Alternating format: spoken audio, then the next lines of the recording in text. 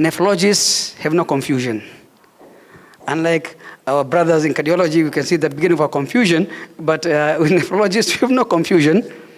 You can see chronic kidney disease is defined as a structural or functional abnormality of the kidneys for more than 3 months, manifested either by urinary abnormality, blood abnormalities, imaging abnormalities in ultrasound, and kidney transplantation, and then the AGFR, the glomerular filtration rate of less than 60, with or without kidney damage. Where if you do an ultrasound, everything's okay, but your AGFR is less than 60, then you also have CKD. But the condition must be for more than 3 months. And that's why when you get anybody with an abnormal EGFR, first time, we always assume there's AKI until proven otherwise. Now, it's not only enough to say, yes, you have got CKD. The nephrologists who have gone further ahead and graded the chronic kidney disease. If for more than 3 months, if your EGFR is greater than 90, but they look at other factors, for example, ultrasound picture shows polycystic kidney, for example, then definitely you have CKD, but they also look at what's called proteinuria, albuminuria. So the grading, according to the GFR, there's grade 1, which is more than 90. Grade 2, 60 to 89 mils per minute, per 1% meter squared. Then grade 3 is from 30 up to 59. And grade 4, filtration rate of 15 to 29. And grade 5, less than 15. So we don't only look at the creatinine value, you must calculate the glomerular filtration rate. You don't diagnose, or say this, you may find a normal creatinine, but then you do the EGFR, you find it is very abnormal. So it's important to do the EGFR. But apart from that also, you will also need to look at the urine albumin creatinine ratio. How much proteinuria protein are you excreting? Are you losing through the urine? So you can either get grade 1 with normal or mildly increased, which you can say is less than 3 milligrams per millimole, or it could be grade 2, moderately increased albuminuria, or it could be severely increased albuminuria. And this is important because, you see the green part? When you're in the green area, you are low risk of progressing towards end-stage kidney disease. Then yellow, you're moderate risk, orange, you're high risk, red, you're very high risk. So depending on the grade you are in and how much albuminuria comes out in the testing, we can grade you which stage are you and what the risk of you worsening your kidney function, and hence the intervention. Now, we know hypertension is a silent killer. It's a silent killer. We don't know, you may be hypertensive, you're not aware. How many of us can just say, I look at you and say, you have hypertension, you have hypertension. Is it possible? You may be asymptomatic. But interestingly, so can CKD. So imagine you've got high blood pressure you're not aware of, you've got a chronic kidney disease you're not aware of. That's double trouble, isn't it? Correct? Yes. So this is just a study done in the US. Look at this. And the US is supposed to be, they're more aggressive in terms of informing their population and their patients. They're saying approximately half of the patients with CKD stage 3 to 4 are unaware of their kidney disease. We don't talk about grade 1 and 2, grade 3 and 4. That really, what about here in Kenya? I don't know if any studies done in Kenya of our gurus here, if they can tell us any done on Africa, about the awareness. Maybe Brother Ahmed Taher will guide us on that, with any such study. Now, hypertension, why is it important? It's the most common comorbidity in patients affecting CKD, up to 92% of patients. And hypertension increases, the prevalence of hypertension increases as your GFR falls. You can see it can go as high as 95%. Now, the question is this: what comes first, hypertension or kidney disease? If a patient comes and got CKD and has got high blood pressure, how can you say which came first? Is it the chicken and egg story, isn't it? Which came first? But you know, hypertension can cause CKD and CKD can cause hypertension. So you don't know which is which. Whatever the case may be, the idea is to cut this cycle. Okay?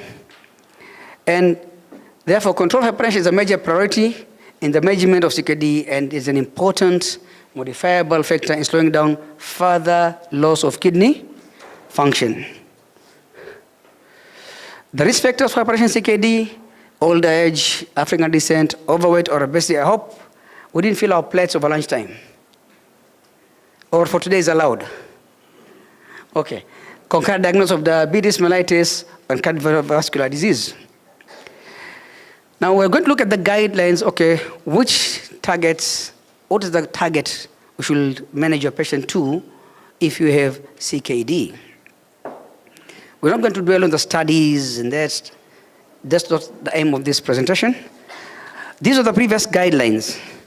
You look, most of them, if you had no CKD with proteinuria, including the KDIGO 2012, the target was less than 140, and less over systolic, and less than 90 when it's diastolic.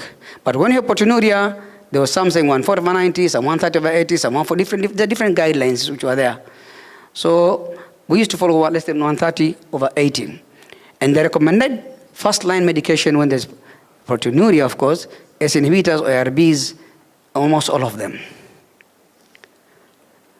But since that KDIGO 2012 guideline, several things have happened. More work and emphasis on the techniques of BP measurement was done. And you had our president in the morning discussing a very important point, how to measure the BP. Different trials came in, analysis, large meta-analysis were done. So a new guideline had to come out. And that's why the 2021 KDIGO guideline came out after analyzing a huge number of studies, of different categories. And they came out with guidelines. And they knew their guidelines. And the guidelines, they either tell you we recommend or we suggest. So number one, this is the key point. If nothing else we go with this message here, how to take a blood pressure measurement. Number one, it should be quiet, no talking during this period. The cuff should fit the arm size. The arm should be bare and resting at mid-arm point.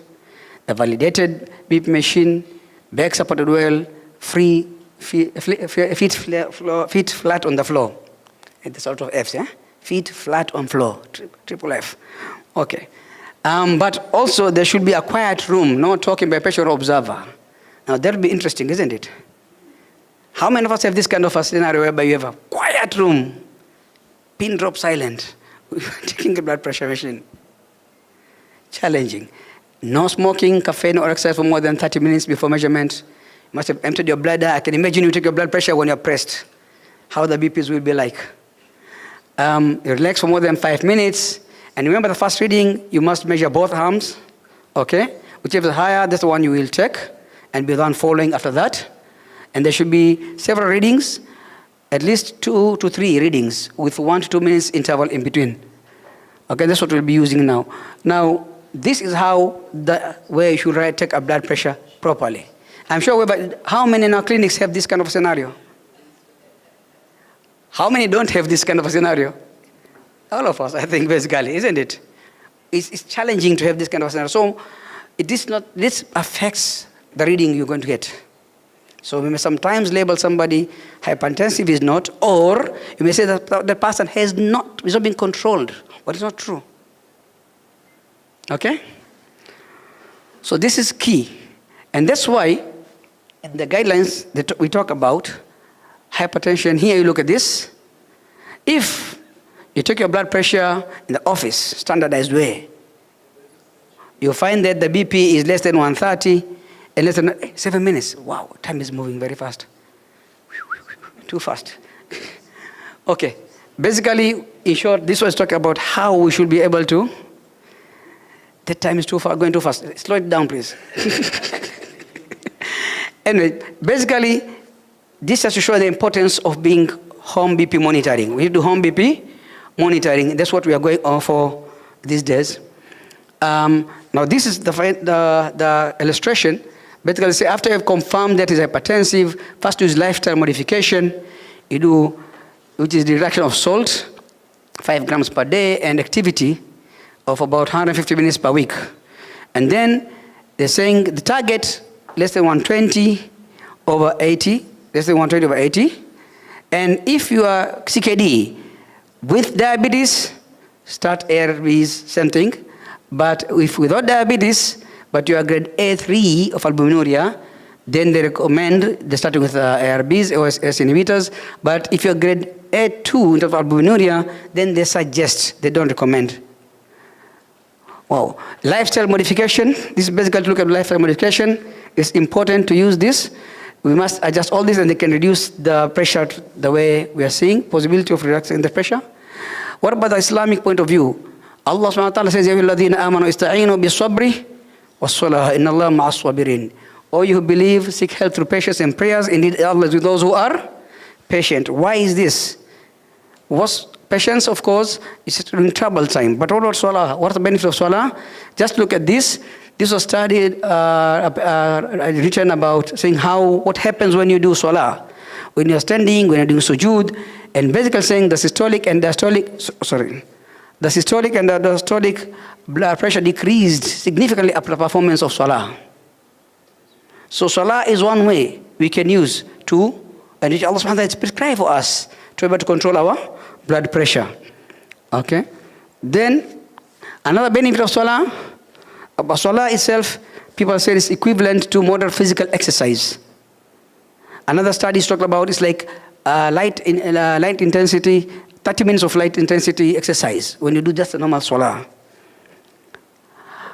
Then salah, of course, is an pharmacological intervention and resource which should be included in the programs to improve the well-being of the patients. Then Allah subhanahu wa ta'ala says, الَّذِينَ آمَنُوا كُتِبَ عَلَيْكُمُ الصِّيَامُ كَمَا كُتِبَ عَلَى الَّذِينَ مِنْ قَبْلِكُمْ لَعَلَّكُمْ تَتَّقُونَ. It is made incumbent upon you to fast. Okay? Just made for others. You see, what happens when you fast? These are studies again. They're all small studies a bit, but still, they're talking about that. Ramadan, Islamic fast is effective in increasing body weight.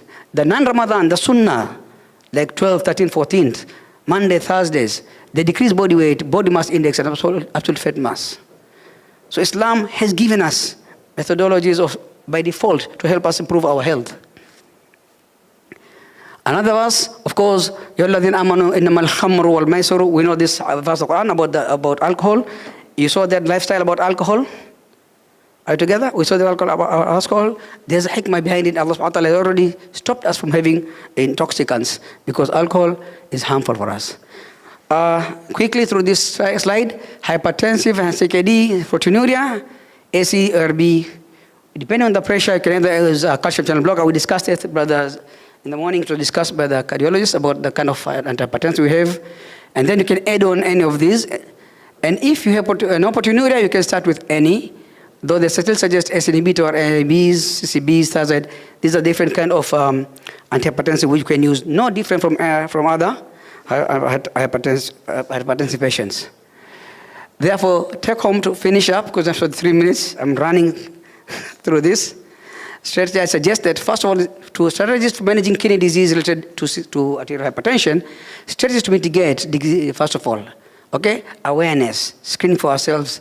Number 2, early detection of CKD, albuminuria, even simple lipstick can help us with that, okay? Diagnosing and monitoring systemic arterial hypertension, home BP monitoring, okay? Blood pressure targets, we said 120 over 80, but I think 130 over 80, I agree with the President, 130 over 80 is a good target we can have very comfortably as a target to control the BPs. Hypertension treatment, of course, RAS inhibitors, and if you don't have RAS inhibitors, if you have no proteinuria, any, as long as you control the blood pressure down, and you can add on other diuretics. And with that, I say, Assalamu alaikum wa rahmatullahi wa barakatuh.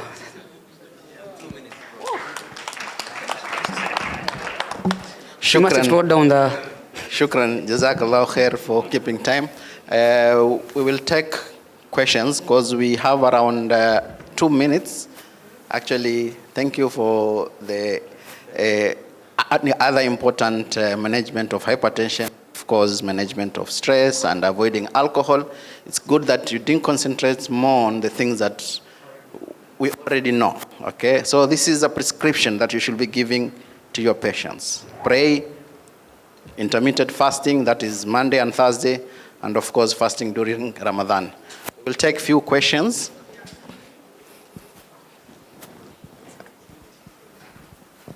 Hello. Assalamu alaikum. Thank you. I'm just want to, you talk about the condition for how to measure the blood pressure, but now, as a pharmacist, I maybe have an issue for the machine that you are using, because sometimes they are saying, or they recommended that we are using the manual one, they use with the mercury, or we're using the new machines. Even I'm from Egypt, the doctor, they prefer the one with the mercury and using the stethoscope, so I don't know, like, what do you think? What we should use so to be accurate? Can you introduce yourself? Yeah, my name is Shaima Muhammad. I'm an oncology pharmacist. She's an oncology from Egypt. We are pleasure. Jazakallah khair. Oh, no, oncology pharmacist. Okay. It's a pleasure to have you. Happy to have you here. Okay. Jazakallah khair. Yeah. So the point is validated. Okay? And if you're using one, you must also have a bioengineer to check it. Okay? It's okay. After some time, must check it in. Yep. Okay. We'll take one more burning question. One more prescription, I forgot to prescribe in that in the presentation, in terms of management of hypertension in any condition. Ala bi dhikrillahi tatma'inul qulub. Indeed, in the remembering of Allah subhanahu wa ta'ala, the hearts get a calmness. Stress goes down, worries go down. Remember Allah subhanahu wa ta'ala. You can remember Allah subhanahu wa ta'ala by the adhkar we know. In fact, Islam has guided us wonderfully in everything we do. You wake up in the morning, there's a dua. You go enter the toilet, there's a dua. You comb your hair, there's a dua. They are wearing clothes, there's a dhikr for everything.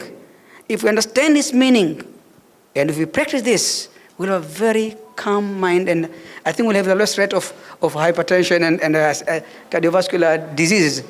And if we fast the right way, not feast, and if we pray with consciousness, and the number one should be in there is reading the Quran every day, understanding its meaning. Reading, being in touch with the Quran every day. This Allah talking to you, is talking to you every day. With the mind understand, look, Allah is talking to me. Here, let me listen to what Allah telling me here. And you keep cool and you listen to it. You realize, and subhanAllah, you realize sometimes with a challenge, you just open the Quran, and the verse you read, oh, this is relevant to what I'm saying. Allah is talking to you. So reading the Quran is a habit which you also should be reading every day, which is going to help us, inshallah, in our health, inshallah. Shukran. Takbir. Thank you very much, Dr. Ibrahim, for giving us a good angle on the management of our health in terms of high blood pressure and the CKD. So next to be on the podium is none other the president of the Kenya Association of Muslim Medical Professionals. We all know him, Dr. Ahmed Tahir. He's a senior nephrologist with 20-year experience in kidney management. He's the president of Kammp. He also a fellow of the International Society of Nephrology since 1999. I think I was in class 3. He's also a fellow of the European Renal Association since 2014. He sits in multiple committees, and one of the committees that I would like to mention, he is in the WHO Task Force on Organ Donation and Transplantation. I would like all of us to be silent and get the wisdom from none other than Dr. Ahmed Tahir.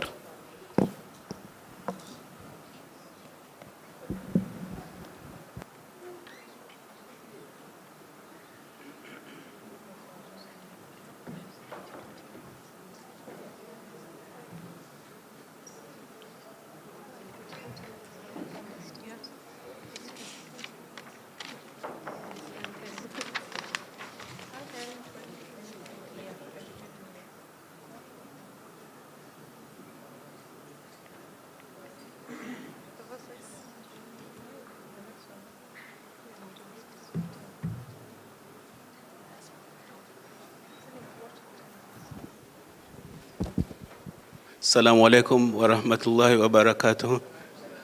So over the next 20 minutes, I see that clock is ticking downwards. My job is to explain to you how we can reduce the progression of kidney disease in the diabetic patient. I think this is a very important topic because the number of diabetic patients are increasing globally, 50% of diabetic patients eventually end up with end-stage renal disease who may require dialysis. And dialysis is very expensive and the complications are very high. So fortunately, over the last few years, we've had very new developments and a lot of new drugs that can help in retarding this progression. And I'd like to share some of those ideas with you. And hopefully, after the 20 minutes, we'll have some information that we might not have had before. So my references are mainly from two guidelines, and this is the 2022 Clinical Practice Guidelines for Management of Diabetes in Chronic Kidney Disease, so fairly recent information, and also another one on Clinical Guidelines for the Management of CKD. So these are two very recent information, and I'd like to share with you. So let's look at this case scenario and then see how we can manage this patient and see how we can prevent this patient from requiring dialysis in the next few years. So Mr. MJ is a 50-year-old male. He was diagnosed with type 2 diabetes at the age of 35. That's 15 years ago. He has very poor glycemic control. He has background diabetic retinopathy, peripheral neuropathy, and hypertension. And he presents with a 3-month history of bilateral leg swelling. So already in your mind, what's going on with this guy? Is his kidneys failing? Is it his liver? Is it his heart? But because we're talking about kidney disease today, most likely his kidneys are beginning to fail. So when you look at his labs, he's got protein 3+, and it's very important to realize that proteinuria is a very bad sign in a diabetic patient. In fact, by the time you get protein 1+, these patients invariably progress to end-stage renal disease. So just by doing a dipsticks in the urine and finding protein 1+, it's a bad sign. Unfortunately, it scares me, and especially in our population, our patients progress much faster than in the white population. So by the time you find 1+ of protein in the urine, within 5 to 10 years, this patient will be on dialysis. So we're here to see, is there any way we can do to prevent this patient from going into dialysis? This patient has got a few red blood cells in the urine, so clearly there is damage already going on in the kidney by the fact that there's already blood in the urine. He's got significant proteinuria in that, although we are saying 3+, so what does 3+ mean? There's a way of quantifying it, and you don't have to do a 24-hour urine collection. You can do a morning urine specimen and ask for urine albumin to creatinine ratio, and a level of more than 30 is a bad sign because that's microalbuminuria, and more than 300 is macroalbuminuria, which means that you have trace or 1+. So this patient has 500 milligrams per gram, so he's already in macroalbuminuria, or with a newer definition, you'll say severely elevated urine albumin excretion. His serum creatinine is 160, translating to a GFR of 42. His serum albumin is low. You notice the normal serum albumin is about 35 to 45. This patient's serum albumin is 30. So he's clearly losing quite a bit of albumin in the urine. That's not a good sign. His HbA1c is 7.8. That's not a good control. We want an HbA1c of less than 7%. His blood pressure is 140/90. We've heard in the morning, Dr. Ibrahim has just told us that once you have protein in the urine, you want to be more aggressive. This is a patient you want to target a blood pressure of 130/80. Fortunately, he's got a normal cholesterol levels and his hemogram is normal. His ultrasound shows normal-sized kidneys with loss of corticomedullary differentiation. When you do an ultrasound in a diabetic patient and you find normal-sized kidneys, they've probably already shrunken because diabetes, by the nature of the disease, it makes the kidneys actually enlarge. So normally the normal kidney size is 8 to 12 centimeters in length, but diabetics will usually find that they're 10 to 14 centimeters in length. So when they say normal-sized kidneys, start suspecting that this patient has already got kidney disease. And indeed, our patient has already got kidney disease as shown by protein in the urine and that the GFR is 42. So if you look at this picture, our patient, as I said, nearly 50%, this data shows 44% of new kidney failure cases are observed in patients with diabetes. So MJ, here he is. Other complications that he might get, and this is not the focus of our discussion this afternoon. Some of them have already been discussed in terms of the cardiovascular issues. Diabetic patients are also prone to peripheral vascular disease. They can get foot ulcers. They can get poor wound healing. They end up with amputations. Diabetic patients can have retinopathy.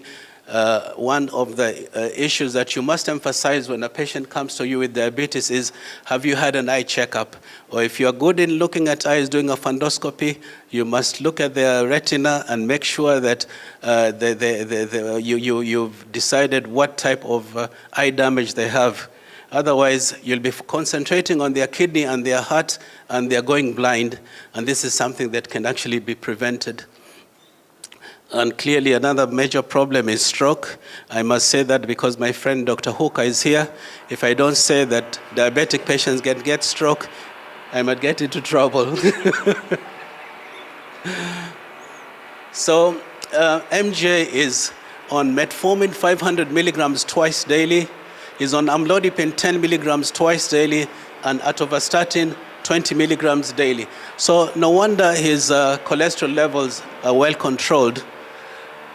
But are these other medications that he's on, are they sufficient to, are we giving this gentleman adequate medication?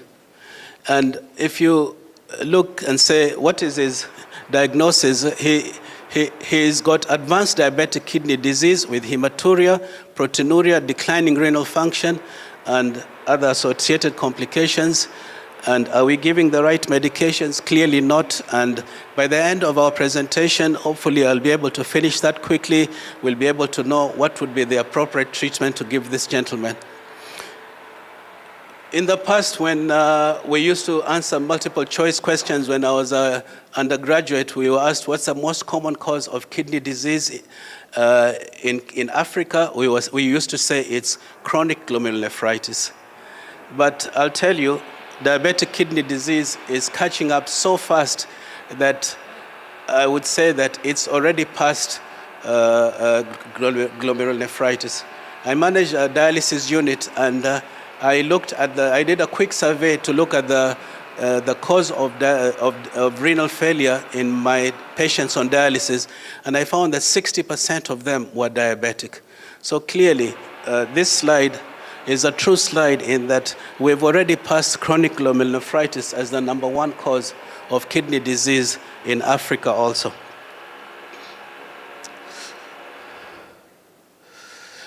Very quickly, the pathophysiology of kidney damage in diabetic patients. There's hemodynamic, which is the hyperfiltration, and there's the metabolic, where the poor glycemic control causes glycation of the proteins and causes damage, and eventually this ends up with fibrosis, glomerulosclerosis, and eventually the kidney fails. So what's the natural history of diabetic kidney disease? So from the time of diagnosis, and this is easy in type 1 diabetic patients because you can time the time that they became diabetic. In type 2, by the time you see diabetic patients, it might even have taken 10 years because it's a silent disease. But type 1 patients cannot escape. So according to Carl Erik Morgensen, he said that in the first 5 years, you just get like a hyperfiltration. And then there's a silent stage where you get thickening of the basement membrane and mesangial expansion at the glomerular level. And then this is followed by microalbuminuria, where the urine albumin starts increasing, which is called an early diabetic nephropathy. And then it's followed by the stage of macroalbuminuria, where you start seeing positive dipsticks in the urine.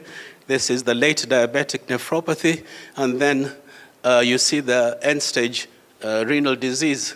Now, in the West, this can take like 25 to 30 years from the onset. In our African population, it can take 10 to 15 years to develop end-stage renal disease. So I call this the black kidney. The black kidney is because not only do we have diabetes, but we also have a double pathology in terms of glomerular diseases, and that's why we have a worse outcome than the West. So Carl Eric Morgenson is actually a friend of mine who worked at Steno. I met him at Cape Town in 2015. So if any of you want to verify what I'm saying is true, I'll give you his email address. So this is, again, in type 2 diabetic patients. They tend to follow the same history, but you can see that in type 2, by the time you've onset of diabetes, they've already got functional changes, and they've already actually got significant cardiovascular risk. So type 2 diabetics tend to progress very fast because you might not know that they're diabetic by the time you've diagnosed. There's already significant damage that has already occurred. So our patient is in the worst stage of proteinuria, more than 300. And in terms of renal dysfunction, he's in stage 3. B, because his GFR is 43, that's between 30 and 44. And this is a slide Dr. Ibrahim also showed you. This is a heat map to show the risk factors. The green, no risk. The red, very high risk.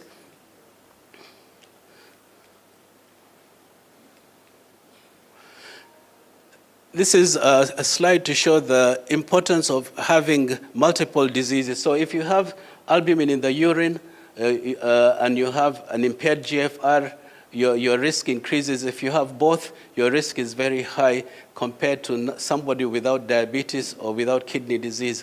So the presence of albumin and kidney dysfunction, as shown by poor GFR, is a very bad sign. And that's why when you see your diabetic patients, not only should you measure your creatinine, you should also look at the urine protein to see how their risks are. And this is a slide that shows the progression. If you have no albumin in your urine, you might progress quite slowly with your renal dysfunction. If you have albumin in the urine, you will progress much faster. Many of the times when we intervene, our patients progress much slowly. Some people end up progressing quite late. And many of you who've managed diabetic patients, sometimes you'll wonder, a patient has been doing quite well, then all of a sudden, their kidney function suddenly deteriorates. So this is shown by this, and many times we can't explain it, but by this time they have a very low renal reserve, and a small insult really pushes them to the end. Some of this has already been shown in terms of how do you manage this patient, lifestyle modification, healthy diet, physical activity, smoking cessation, weight management. In terms of drug therapy, in the morning they talked about how to manage the patient with a high blood sugar, so we won't go into that. Dr. Ibrahim talked about managing hypertension, and the other thing is you must also manage their cardiovascular risks by looking at their cholesterol levels and treating them with statins. In terms of the medications you could use, apart from the SGL2 receptor blockers and metformin, which are first line, then the second line really is a glucagon-like protein receptor antagonist. And we have them in the market. Semaglutide, Sema-Q is in the market. This is not so as expensive as the branded one. And if tomorrow they are going to be having some booths for some pharmaceuticals, will actually be showing some of these drugs that we're discussing here that you can go and look at. Other options, non-steroidal mineralocorticoid antagonists. A new drug already in the market is finerenone, which can be used. And in terms of controlling blood pressure, RAS blockade, followed by diuretics, and then followed by calcium channel blockers. are recommended, and eventually, if none of this works, you can still use insulin to control your blood sugar. So we won't discuss that, has already been discussed. Unfortunately, kidney disease has remained constant over the years, and that is a very sad state of affairs, because if you look at strokes have reduced, myocardial infarction have reduced, so other disciplines have succeeded in reducing their complication rates. The nephrologists have not succeeded in controlling the number of patients who go into dialysis. And the reason is because many times we catch diabetic patients when it's too late. As I said, by the time a patient gets proteinuria, there's very little you can do in terms of reducing their progression. So the trick is treat your patients' blood sugars very well right from the beginning. Try to prevent them from getting proteinuria, and if they do, aggressively try to give them drugs that can reduce this proteinuria. There are several studies that have looked at interventional strategies.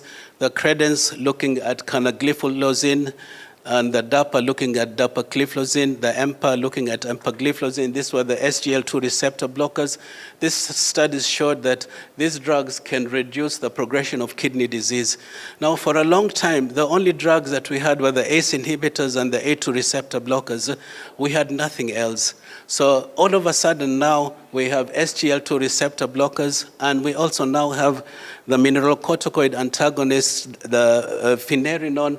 Finerenone, although it's not yet caught in terms of its usage, it's an amazing drug. Its benefit in reducing the progression is as good as the ARBs, it's as good as the SGL2 receptor blockers. Yes, it's expensive, but there are now generics from India and Bangladesh that are available that are more affordable. And the benefit of finerenone is that it doesn't cause hyperkalemia. The problem with spironolactone, which we've been using in the past, and the data is not as convincing in terms of reducing the progression of CKD. Finerenone has got amazing, amazing data. So now we have 3 drugs in nephrology that you all must know. One is the SGL2 receptor blockers, one is the RAS blockers, and now the other one is the non-steroidal mineralocorticoid antagonist. So those 3 drugs, if you know them and you use them well in your patient, you're able to reduce the progression of kidney disease. So these are just studies to prove what I'm saying. We won't go into them. One was the IDNT study, is looking at irbesartan. The other one was renal study by Barry Brenner looking at losartan. And there are other studies like the on-target study looking at telmisartan. So many times we ask ourselves, at what stage do we start or stop these ACE inhibitors? So usually when your GFR is more than 30, there's no reason why you shouldn't start them on. When your patient's GFR is less than 20, many times you've missed the boat and it's too late. When your GFR is between 20 and 30, that's a gray zone, and we can debate about that because you can go either here or here. So for now, we won't dwell into that controversy. These are just mechanisms of the SGL2 receptor blockers. In the interest of time, we won't go into that. So these are studies looking at empagliflozin showing beneficial effects, and canagliflozin showing beneficial effects, and dapagliflozin showing beneficial effects. The non-steroidal mineralocorticoid antagonist, Fidelio, is finerenone. Again, this is just data to confirm what I've been saying. That was published in the New England Journal of Medicine recently. And there's data showing not only is it beneficial in kidney disease, but it's also beneficial in heart failure. So finerenone, you need to be careful because it can also cause mild hyperkalemia, although not as much as spironolactone. It's a much safer drug. So at the end of the day, you need to make sure your patient is either on an ACE or an ARB with an SGL2 antagonist or a mineralocorticoid antagonist. finerenone has been, the Fidelio study was looking at patients with diabetes. There's another study called the FIND study, which was looking at finerenone in non-diabetic patients. We're waiting for that data. Hopefully it should come out in July 2026. And lastly, there's the glucagon receptor antagonist like semaglutide, which has been agonist like semaglutide, which has been shown to slow down the progression of kidney disease. So actually, there are 4 drugs. So I tend to forget the last one because the data just came out recently from the New England Journal of Medicine, as you can see in 2024. So semaglutide, as you can see on the title, semaglutide, CKD, and type 2 diabetes showed significant improvement in slowing down progression. So now we have the RAS blockade, we have the SGL2 receptor blockers, we have the non-mineralocorticoid antagonist, and we have the glucagon-like peptide antagonist like semaglutide.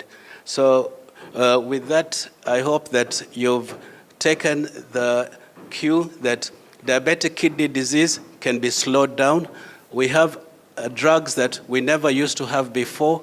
You must remember these 4 groups of drugs if you want your patients to benefit so that, like MJ, they don't progress and go into end-stage renal disease. So I'll stop there and take any questions if there's time.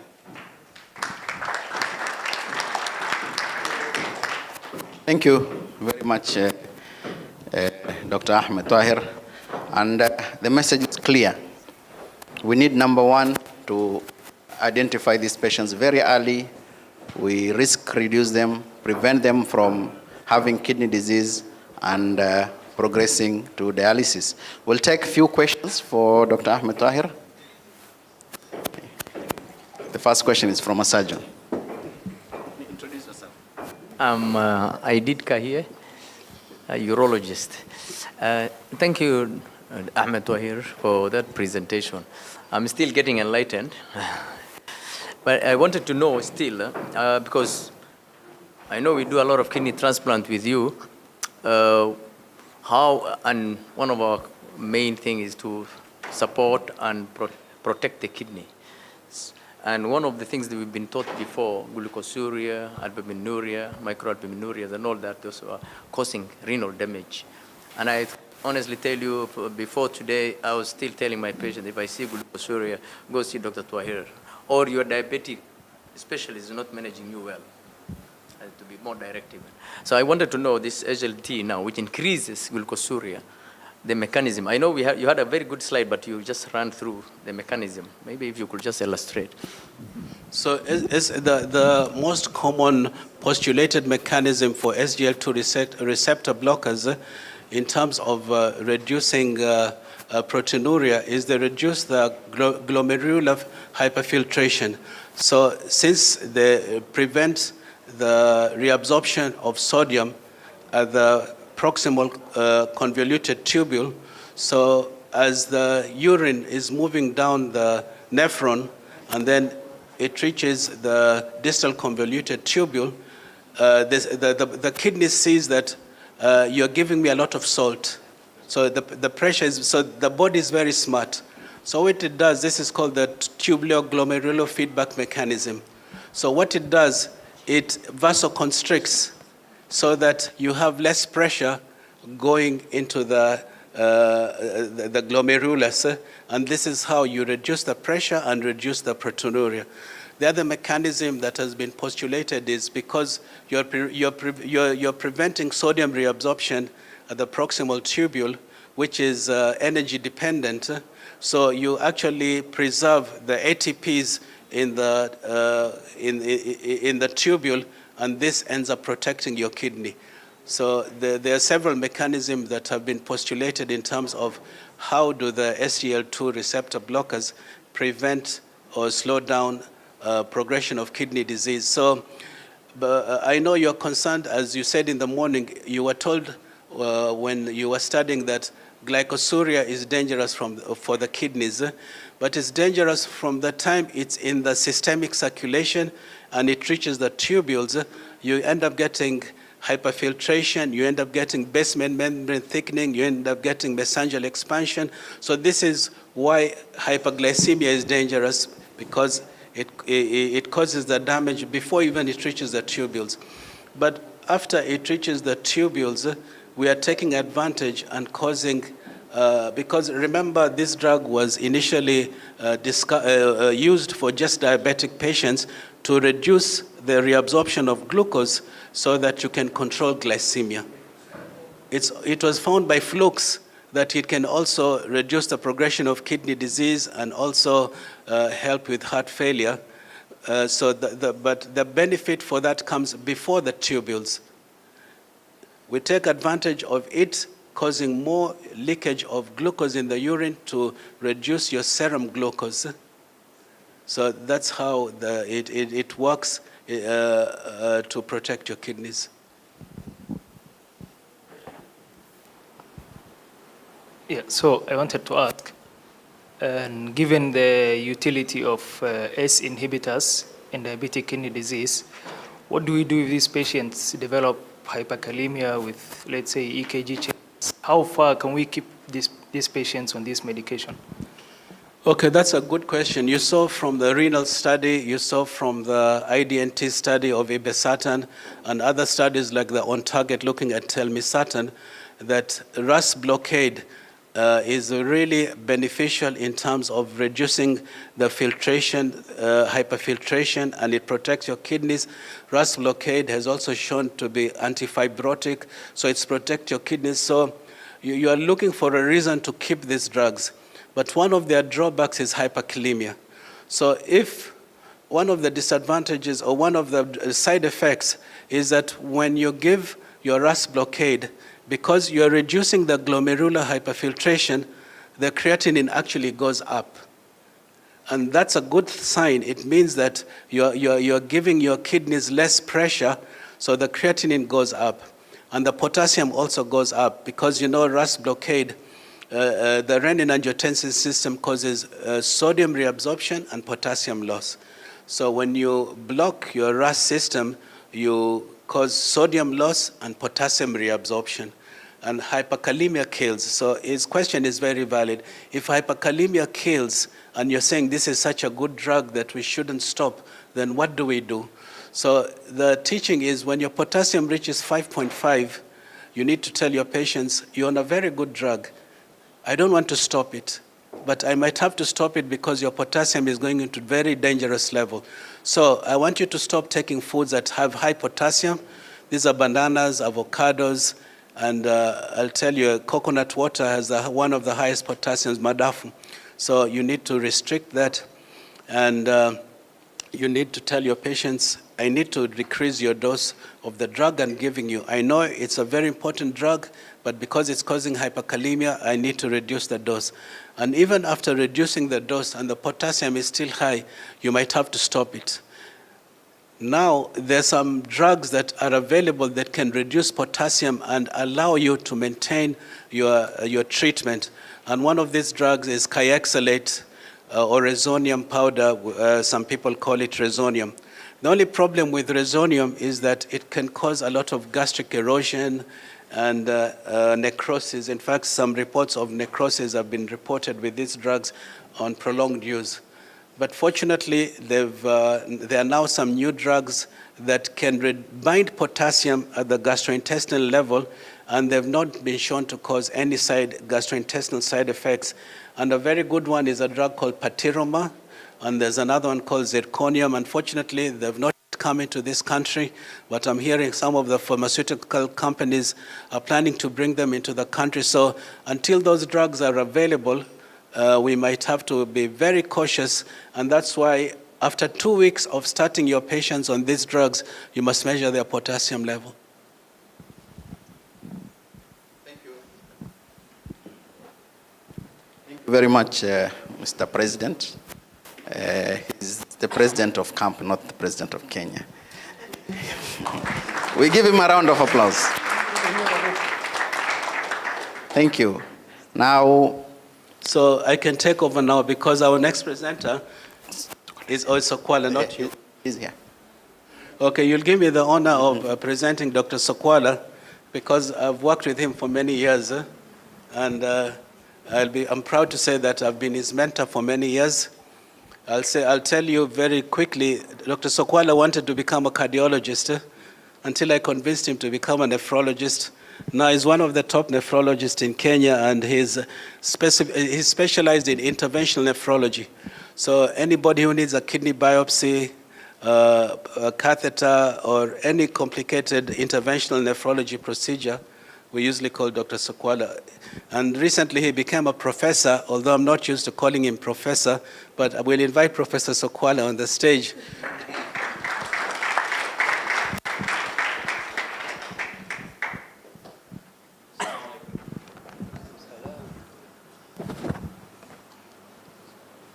Assalamu alaikum wa rahmatullahi wa barakatuh. Thank you, Dr. Tahir. Dr. Tahir has been a great mentor. I owe where I am right now to Dr. Tahir. He's been a mentor to most of us, most of the nephrologists you see in the country. He's been a mentor to all of us. And thank you, Dr. Tahir. Excellent presentation by Dr. Tahir. I went a little simple. Okay, I'm going to talk about simple things, not complex things like Dr. Tahir. I'm going to talk about urinalysis. It's a key to your kidney. And I decided to talk about this topic because I assumed Kammp is, a mixture of urologists and many other gynecologists, neurologists. So all of us should know how to look at a urine, okay? And if there is an abnormality in the urine, we need to appropriately refer these patients. It's a very simple test, and we'll look at how we can use that in many conditions. So,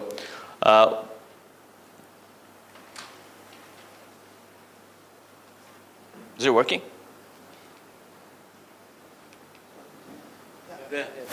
Oh, okay, so it's the other way around. So we'll look at what is normal urine, then what may be abnormal urine, and then we'll look at your dipstick, microscopy, and then we'll look at some cases in decision making about, when you look at the urine. So what's a normal urine? Normal urine, you should have no blood, okay, in the urine. It should be negative.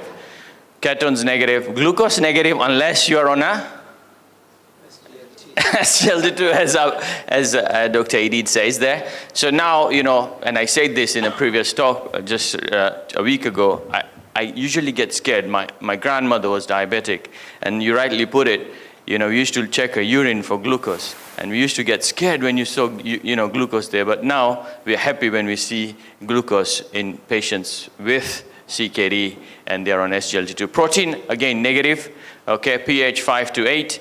Microscopy cells, red cells less than 1. Sometimes you can get a hyaline cast, can be normal. Sometimes calcium oxalate can be normal. So this is very, very important. I see a lot of patients before they come to us. The urine is just thrown away into the. Patients have 5, 10 RBCs, 1+ protein, treated as UTIs. These are not UTIs, people. These are patients with kidney problems who need to be referred to nephrologist. So what's an abnormal urine then? Blood test to large, protein 0.3. It can pick up from 0.3 grams per liter. That's microalbuminuria. So urinalysis is more than enough to see if your kidney has been affected, okay? You don't have to send patients for, those fancy tests like USCR, UPCRs. Your urinalysis is more than enough.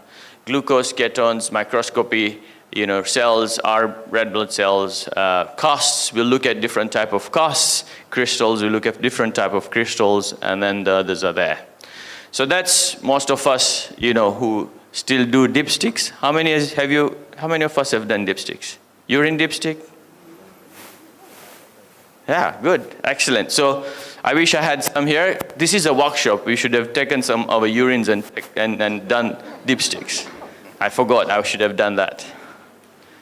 So again, the albumin is the most common protein, leaking in the urine, but we have other proteins like myeloma proteins leaking in the urine, and that won't be picked up by the urine dipstick, okay? Only albumin is picked up. So how do you look at that?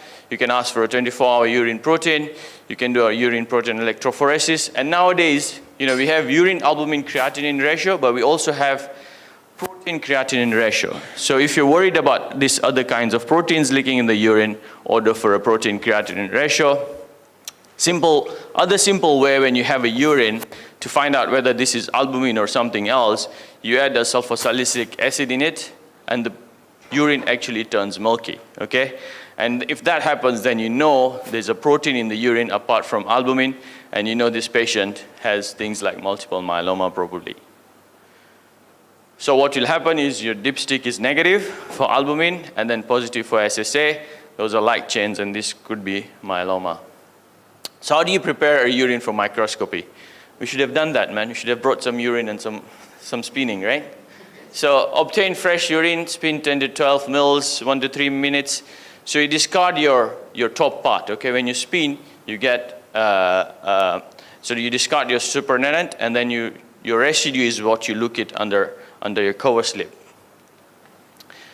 So, you know, these are cells. Some of the cells you can see in the urine.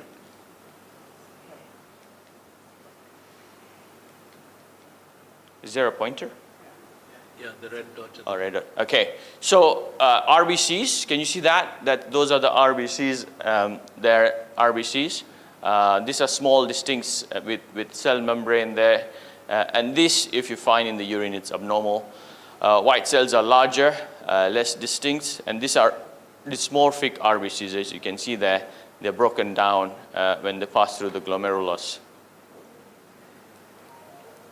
Yeast cells, you can see here very clearly, you know, budding yeast cells there. And these are pictures taken, you know, locally. We see all this when you look at the urine. Squamous cells can be normal in the urine. Hyaline casts, again, not very significant. These are just household proteins, as well can be normal in a urine. Acellular casts, like granular casts, are usually abnormal, but usually not specific. These are Wexic casts, again, you can see them in CKD. So heme granular casts, these are pathognomonic for acute tubular necrosis. Like most of us who work in ICU, we are called for patients who have renal failure, AKI in the ICU. For example, you have a patient with sepsis, septic shock, he was on antibiotics, okay, creatinine's like 300, patients passing like 10, 15 cc's of urine. Again, no clear indication for dialysis for now. You go look at the urine and you see this. If you see this and you know this is acute tubular necrosis, unlikely this patient's going to recover. You know, you'd rather dialyze them earlier than later. Again, you can see them in proliferative or necrotizing GN, but usually with RBC casts. So if you look at your urine, you see, you know, granular cast, heme granular cast. You don't have to think about other things. You know, this patient has acute tubular necrosis, and that's why the kidney is not working. Lipid cast, usually seen in the nephrotic syndrome. If you know, obviously, all of us know what nephrotic syndrome is, and your urine protein is more than 3 grams per liter, you see this in the urine. RBC casts are also pathognomonic for proliferative glomerulonephritis or necrotizing GN, like post-streptococcal GN, proliferative lupus, IgA, ANCA vasculitis. You can see the RBC, this is the cast, as you can all see, okay, and the RBC is inside the cast, okay, and this is very pathognomonic for a proliferative GN. White cell casts, white cells, as you can see, are slightly bigger. You can see the RBCs there, smaller, and then white cells a bit bigger than the RBCs, and seen in pyelonephritis, allergic interstitial nephritis, and the rest there. They can all be seen in glomerulonephritis as well. All fat bodies, lipid droplets, again seen in nephrotic syndrome. You can even see bacteria, and you know, this would suggest you to have, you know, it could be having UTI. So calcium oxalate, seen as I said earlier, can be normal, rarely pathological, but you look for them in suspected patient. For example, patients come in confused AKI, you look at the urine, you see this, your first differential will be ethylene glycol poisoning. Do we all know what ethylene glycol is? Ethylene glycol? Antifreeze. You know, what you put in your car. So some people drink that to make them high. And if they drink that and you look at your urine and you see this, then you know ethylene glycol poisoning, and you treat these patients accordingly.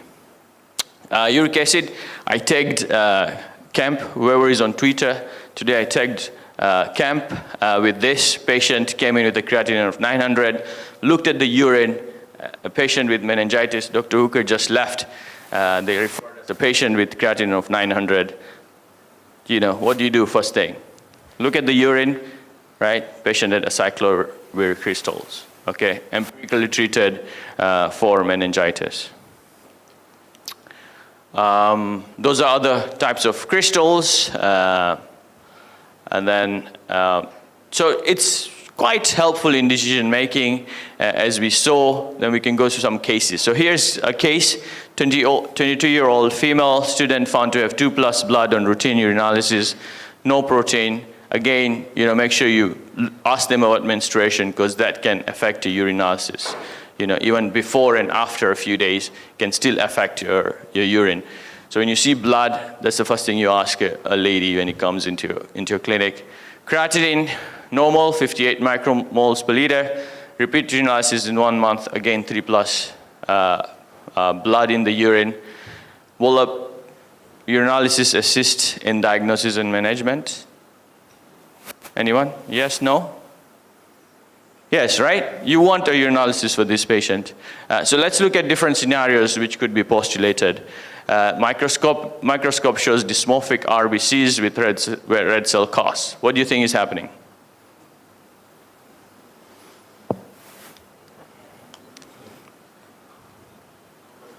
So that's the lady.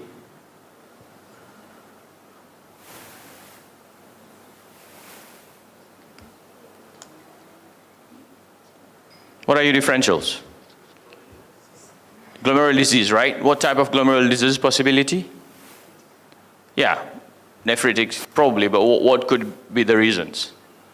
She's a female, normal renal function with RBCs in the urine.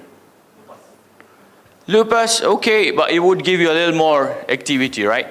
So, you know, lupus usually gives you RBC, but it will give you protein as well, right? And if it's, you know, different stages, then even your renal function would be abnormal. So the IgA nephropathy would give you a normal renal function, okay, with blood in the urine, as we saw. Thin basement membrane disease would give you similar hereditary nephritis, and as you said, you know, as well as membranous GN and lupus. So that was our first scenario. Next scenario, same lady, but microscope shows 5 to 10 RBCs. This is not normal, guys, as Dr. Idid will tell you. This is not normal. Blood in urine is normal?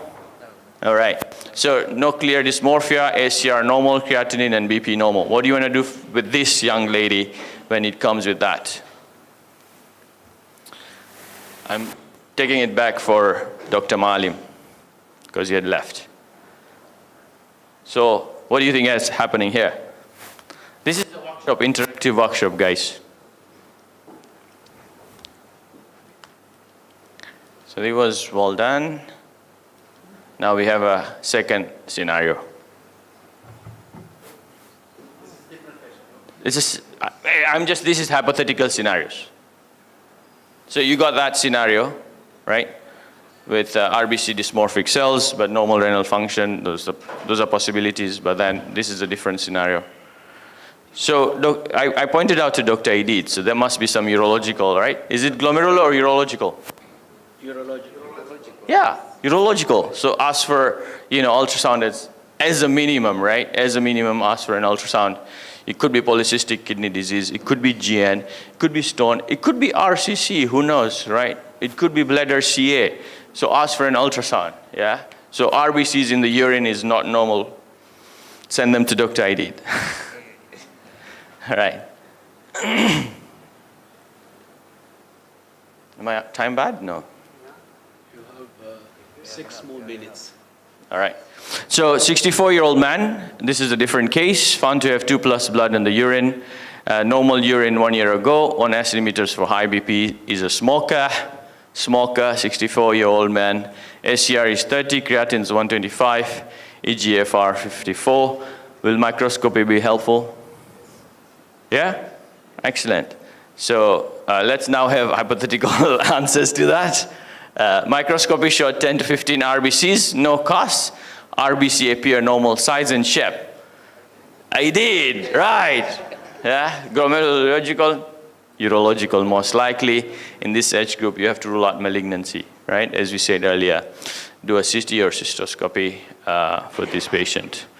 So just don't discard those blood cells in the urine and just treat as UTIs, guys. That's the main message for today. Okay, now a different hypothetical scenario. Same, you know.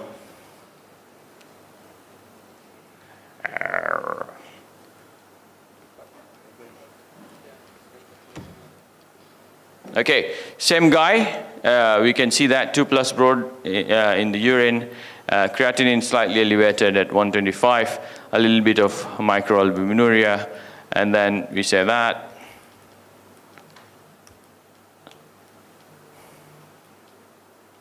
So microscope, if the microscopy is 10 to 15 RBCs, dysmorphic cells, and RBC costs. We talked about this in the lecture, right? So what do you guys think is happening here? 65-year-old male, smoker, some protein, some blood, RBC costs on the urine.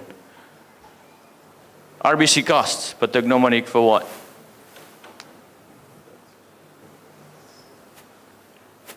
I'll pick people now. I know where I'm coming. Huh? Yeah, exactly, right? Glomerulonephritis. Okay. So, you know, this age group, you think about vasculitis, GBM. It could also be, you know, lupus. So do your kidney biopsy and get your answer. Creatinine is 125 now. If you don't treat these patients will end up into dialysis. That's why we have so many patients on dialysis, young patients who are on dialysis in our country, because we don't treat the glomerulonephritis appropriately. We don't diagnose them, we don't biopsy them. We just treat them as UTIs, and then gradually the creatinine worsens. Okay, we've got 4 minutes. Okay, so there was a marathon recently. 50-year-old physician, first void after rest. She notes reddish urine and she has pain all over. What are your possibilities?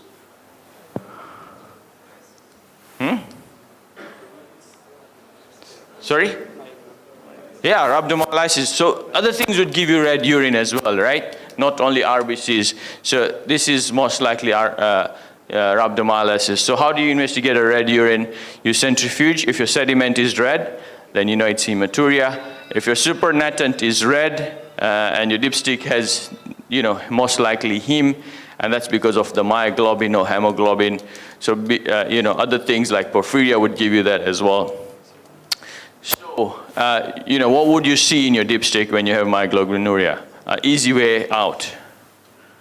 When you have myoglobinuria, similar patient, dipstick, you had RBC positive, you know, sorry, in your dipstick what you will see is you will see blood positive, but your RBCs will be negative, okay? So in your dipstick, when in your microscopy, RBCs was negative, but the dipstick will show blood. Then you know this probably is myoglobinuria. So another case, we have a few more minutes. We can do this one. 26-year-old with complex congenital heart disease, valve replacement, 3 weeks fever, weight loss, positive cultures on cloxacillin and gentamicin, admitted to the CCU, creatinine 70 to 240 over 6 days. What is your differential and will urinalysis help? Are we in all agreement that the urinalysis will help? Yes. Okay. So what's your differential here? Okay, let's look. Yeah, exactly, ATN. What else?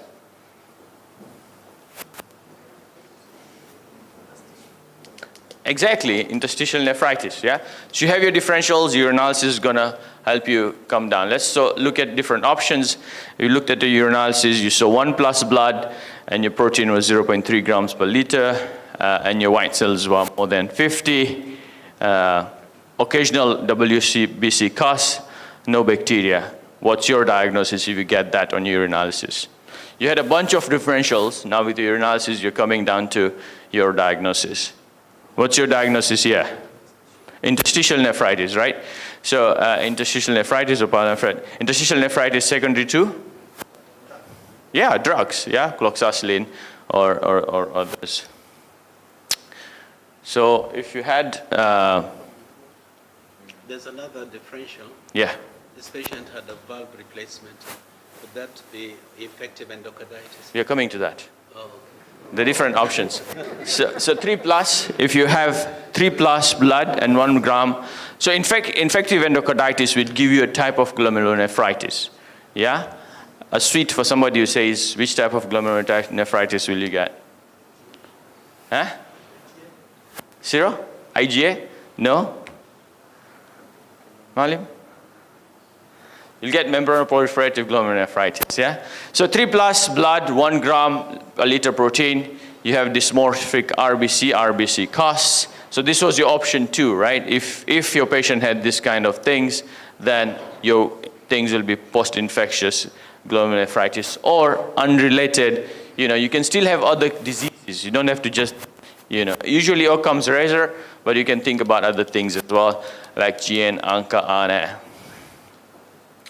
Okay, shall we do one more or we're done? So if you had 2 plus blood, 1 gram protein, I'll just go really fast, debris, red cells, and heme granular costs. So when you look at your urine, you've been consulted, run with your urine down to the lab, look at it. If you see heme granular costs in this patient, what's your diagnosis? Glomerulonephritis. No. Heme granular costs, we said pathognomonic for ATN, right? So that's your other differential in this patient. If you see heme granular costs, ATN is your diagnosis. Ischemic ATN or toxic ATN because it was getting gentamicin as well. Okay, I think that's it. Thank you.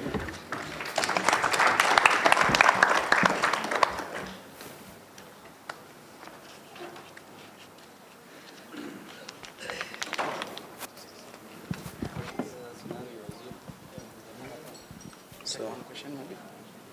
One question. Yeah, we can take. We can take one question for Prof. Sokwala.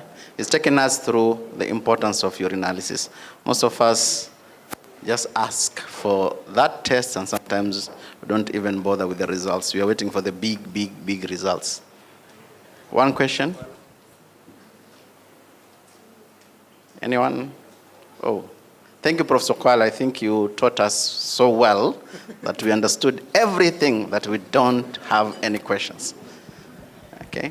I saw one of the differentials of red urine is bituria. So I know people like beetroots, so sometimes patients who has taken beetroots can come back with red urine. Over to you, Dr. Ahmed. So thank you very much. I think Dr. Sokwala or Professor Sokwala deserves a bigger round of applause. So our next speaker is none other than our moderator, Dr. Maalim. Dr. Maalim's CV and introduction is so long that if I read it all, he'll have no time to present.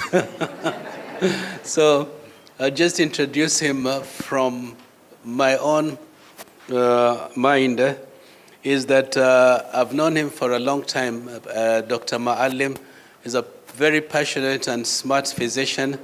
And what you need to know is that Dr. Maalim has actually secured a scholarship to go and study nephrology at Alexandria University. He's very passionate in nephrogenetics, and his mentor there will be Professor Ahmed El-Kerai.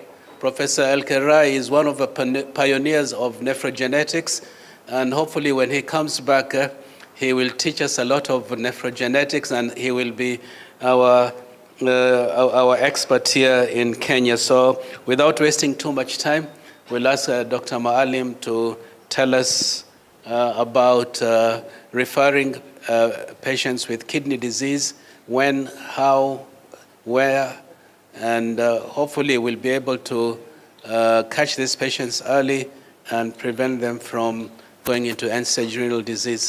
Dr. Maalim, the floor is yours. Thank you, Dr. Ahmed, for those humble introductory words.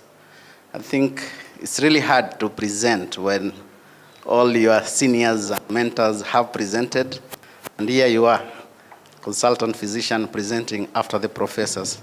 Hope I will get you to understand some few things, and the most important topic of my presentation is don't wait, refer before it's too late. Okay, so this will be the scope of my presentation. We'll look at why is it important to understand and recognize these kidney diseases very early. And we need to know who is a nephrologist, because Dr. Idid, I can clearly tell you, some of us still confuse when to refer to a nephrologist and when to refer to a nephrologist. That's important. We look at the unmet needs of the nephrology ratio in the world and in Kenya. And what's the role of most of us who are sitting here? We are from different cadres, and what's our role in picking this kidney disease early and timely referral? And of course, we look at the collaborative models, challenges, and of course, the consequence of late referral. So the soaring global increase in kidney disease, actually it's 850 million. And if you look at the world map in terms of the death in patients with chronic kidney disease, Kenya is not left behind. The prevalence of kidney disease currently, it's around more than 10%. And timing of the referral really affects the outcomes of these patients. The shocking, most of us won't know, is that CKD or chronic kidney disease are a greater burden than diabetes, cancer, and HIV/AIDS. Dr. Nasir, I can see you're shocked, but that's actually the truth. The burden of the disease is really high. And if you look at the nephrology ratio in the world, the required, according to many guidelines, is actually you should have one nephrologist per 100,000 people. This is a general guideline, although there are different guidelines depending on availability of services, the patient population. If you look at the guidelines from the American Society of Nephrology, they say around one nephrology for every 75,000 to 50,000 people.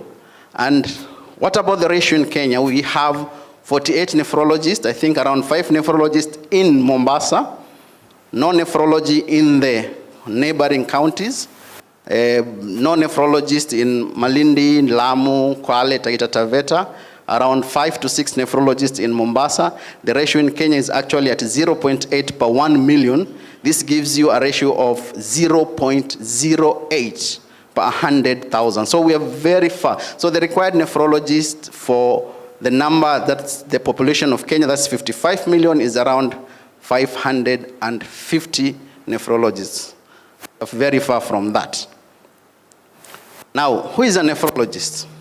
Most of us mistakenly define a nephrologist as a dialysis specialist. Okay, you only think about nephrologists as a dialysis specialist, but you should understand nephrologists as actually the smartest of them all. I define nephrologists as a kidney whisperer who solves life's liquid dilemmas, navigating through the tangled plumbing of our body, and of course, they keep the renal rhythm. As the cardiologists are keeping the heart rhythm, the nephrologists keep the renal rhythm, and they are experts in managing filters of our fluid.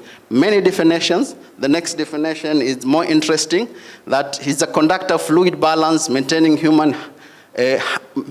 harmony of the body's waterworks, and performing filtration magic.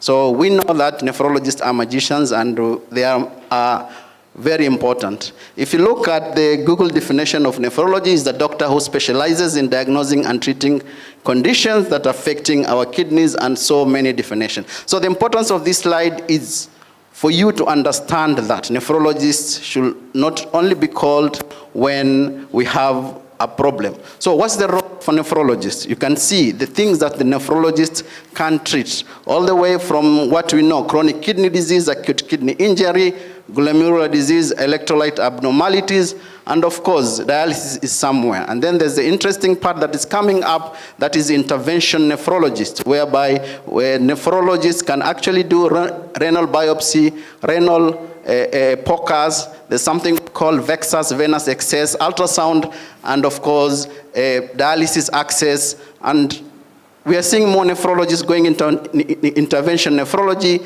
that will include actually thrombosis, angioplasty, and angiography. The cardiologist is nodding his head, yes. And of course, many other diseases, including hypertension. Nephrologists are hypertension specialists because we know that hypertension starts and ends with the kidney. So that's the role of a nephrologist. But it's also important to understand the care system that we have. We have our primary caregivers, and in our we know this starts from our clinical officers, our nurses, medical officers, coming to the consultant physicians or internists, and of course the higher level of the renal referral is the nephrologist. They have a role, and their role actually is the key. And their role is for early identification. And of course, they play the greatest role of prevention, managing early stages of kidney disease, coordinating care, and patient education. If you look at the roles of the caregiver, the primary caregiver, actually is the first line of defense. And through the primary caregivers or primary care providers that I've listed, we are able to minimize death and improve outcomes for our kidney disease patients. Now, let's look at the referral guidelines. So what do you do when you get a patient with acute kidney injury? At what point will you refer this patient? So we have a clinical vignette here. And this is a 23-year-old male with severe malaria, presents with fatigue, joint pains, and fevers, clinically stable, although the creatinine is around 120, and no known comorbidities, and of course, the urinalysis. So we've done two most important investigations, and this is your UECs and of course your urinalysis, as the urinalysis is the keyhole to the kidney. But for me, I also call it urinalysis is actually the liquid biopsy of the kidney. You are able to know how the kidney is functioning through a simple test of urinalysis. So I will urge you all at different level of our practice, we should all do urinalysis and more so microscopy. So what do you think about this patient? Will you call in a nephrologist, or this is a patient who is stable, creatinine not bad? What do you think? As you're thinking, this is a second case. This is a 32-year-old female was admitted with severe diarrhea and vomiting at 32 weeks of gestation. Okay, Dr. Nasir, this is a patient who is pregnant at 32 weeks. Urinalysis is normal and creatinine at 132. She had a baseline of creatinine of 90. I know the obstetricians, they will call for review faster than even the physicians, because they care a lot about their mothers, hopefully. So what are the guidelines in terms of early referral? So it's important for us to use the tools that we have, okay? And I've emphasized the tool of urinalysis, and of course, and where possible, in patients with diabetic kidney disease or other kidney issues, you can use USCR, but of course your renal function and hemogram. But the two most important in the upper part is your clinical history. You don't want to call for a nephrologist or send a patient to the urologist who has RBCs positive and the patient is a female on her menses. So it will sound so bad, calling in at night, doc, I have this patient, there is hematuria, without taking a simple history and understanding this patient was actually on her periods. So we go back to the basics, and we discussed this in the morning, the importance of your clinical examination and of course your history. And of course the image is the ultrasound you send for patients for ultrasound. Most of the hospitals are actually equipped with most of these tools that can be used. Now, in terms of the referral, this is the acute kidney injury, and there's classification of acute kidney injury. I didn't want to go into the details, but it's important to understand. Once you classify the patient using the creatinine rise and of course your urine output, and to find that the patient is in stage 3. Okay, this is around creatinine of around more than 340. This is a patient you need urgent referral or an urgent call to the nephrologist. But of course, you also might refer patients with early or a slight rise in their creatinine depending on their clinical. For example, in stage 2, you might actually call in a nephrologist early when there are complications, and we all know how to see those complications, and electrolyte abnormalities, acidosis, and so on and so forth. This is just a guide to tell you that the higher the creatinine, the more likely severe outcomes, and of course, if the patient doesn't respond to the most common cause of treatment for acute kidney injury, and that pre-renal treatment. So what are the other reasons or other indications for referral? Any patient with recurrent AKI, okay, you should call a nephrologist. Something that we need to understand, acute kidney injury is not, I will say, is not something that we should brush it off. Acute kidney injury can be as bad as acute MI, and actually studies have shown any patients who has had acute kidney injury is at higher risk of having CKD and actually other cardiovascular effects later in life. So whenever we get a patient with recurrent acute kidney injury, this is a patient that we need to understand why are they getting recurrent acute kidney injury. Other patients that we need to refer to or call a nephrologist consult is pregnancy-related AKI, and of course AKI in chronic kidney injuries, patients with rhabdomyolysis, drug-induced, age-related, and sometimes patients with multi-organ failure. I've listed this to the last. You can never, ever, as an internist or at anywhere at your level, manage this patient with post-transplant AKI. This is a patient who you need to call a nephrologist, even if it's 3 a.m. Doc, should I call you at 3 a.m. when I get AKI in a post-transplant? Yes, it is that serious. So, I think we've discussed these cases, and this is to just go back to the cases and to show the importance of referring this patient. And we understand that from the guidelines, and they are suggested that any patient with AKI in pregnancy, it's always good to refer that patient or call in a nephrology consult. What about CKD? The KDIGO heat map is a very common presentation in all the nephrology workshops and conferences, and it's something that we should actually have in our offices for those who do primary health care. Wherever you are, you can actually sit down with this KDIGO heat map and always classify your patient according to this heat map. It's an important tool, and it's really good to have it with you. So I have a case here of 45-year-old male, non-DM, has good control of sugars. His eGFR 8 months ago was 67. The current GFR is 46. USCR is less than 30.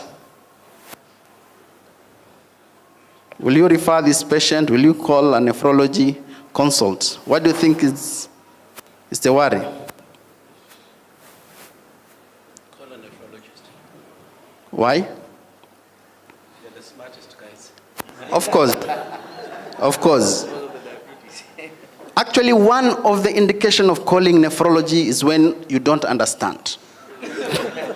It's there in the guidelines. When you don't know the cause of acute kidney injury, call the nephrologist. When you don't know the cause of chronic kidney disease, call a nephrologist. Okay? So as you can see, this patient had a GFR of around 67. That is 8 months ago, come with a very low GFR. If this was due to diabetic kidney disease, we know that kidney disease should be slow, but this jump is very high. But you know, always, you need to rule out obstructive causes. At his age, one of the causes that can cause worsening of kidney function, of course, is IDID. There are other urologists in the... Yes, we have Muhammad Munir here. We should now mention Muhammad Munir. Yeah, Muhammad Munir. So it's important. Any patient coming with worsening GFR, look at the age. You need to do an ultrasound. One of the most common causes of acute kidney injury in the elderly male is actually BPH. Okay, you might call in a nephrologist, but this patient might need a urologist if this patient. So do we treat or do we treat and then refer? So if you look at the KDIGO heat map, okay, once you pulled out the obstructive causes, this patient has a normal UACR and the GFR is, so the first GFR was 67, but the second GFR is between 45 and 59. As you can see here, according to the KDIGO heat map, you're supposed to just treat, okay? But you know what? This patient has a spiking increase in his creatinine and a very fast drop, the GFR within 8 months. This is a patient that actually you need to refer to a nephrologist. I put this, okay, so that we understand the clinical scenarios might not just follow the normal CKD referral using the GFR. That's why we use other clinical parameters. So if you look at the KDIGO guidelines in when to refer a patient, we look at the causes. So any cause of CKD that is uncertain and you don't understand, of course, call a nephrologist. Hereditary kidney disease, recurrent extensive nephrolithiasis. So Dr. Idid, just don't do lithotripsy 10 times. Call in a nephrologist so that we can understand why that patient is a is a stone former. If you look at other rise in GFR, and one of the most, my slides are gone, okay. So one of the things that I wanted to highlight is actually a sustained rise in GFR that is actually fast.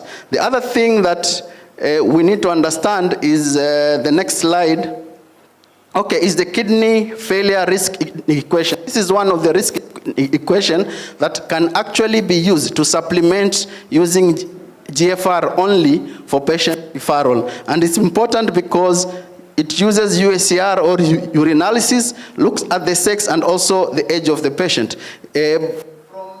From just using the GFR, sometimes there are younger patients with a GFR of 40, and whereby the guidelines say that patient should not be referred. But again, as a young patient having decline in the kidney function, this is a patient actually should be referred faster. And that's why we have this kidney failure risk to overcome that mistake. And these are different guidelines that look at different criteria for referral. I won't go through that. It's important to understand early nephrology referral, according to the guidelines, is defined as early nephrology referral is referring a patient more than 6 months before they start dialysis, and the rate of late referrals in worldwide is up to 50%. What are the barriers? There are patient barriers, and of course, physician-related barrier. The patient barriers, of course, is a silent killer, no symptoms. Sometimes we are not able to get the symptoms, so many patients are actually referred late. Let's look at the physician's barrier. Failure to recognize early sign, but one of the most important thing is lack of awareness. Many of us might not understand these guidelines and how to recognize chronic kidney disease early. Another point that I want to emphasize is reluctance to transfer, and this is because of economic reasons and sometimes just assuming that you know it all.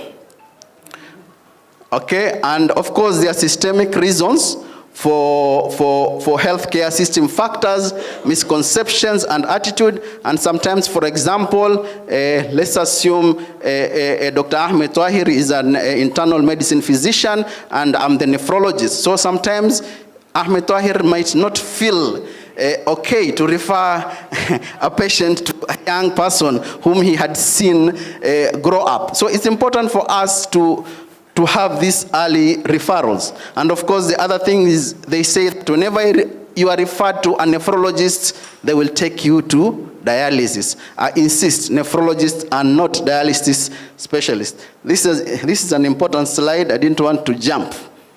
Let's see at the doctor's delay. Dr. Shaush. So which doctors delay patients more? As you can see, the cumulative probability of a doctor visit in the year following CKD, most of them will visit primary care, but the second culprits are actually cardiologists. So cardiologists actually harbor most patients, and the reason why sometimes they won't refer is because they're the ones who caused the kidney damage. Yes, because they give a lot of Lasix. So survival, we understand. For early referral, there's always better survival. And studies have shown that the annual hospitalization in patients on hemodialysis actually improved when they are referred early, because we are able to plan for them access, we are able to plan for them care, and to prevent complications. Consequences of late referral, there are many. And one of the things is missed opportunity. And I want to emphasize on the last point, that is increased healthcare costs. Actually, when you delay a referral, you are not actually reducing healthcare costs, but you are actually increasing healthcare costs.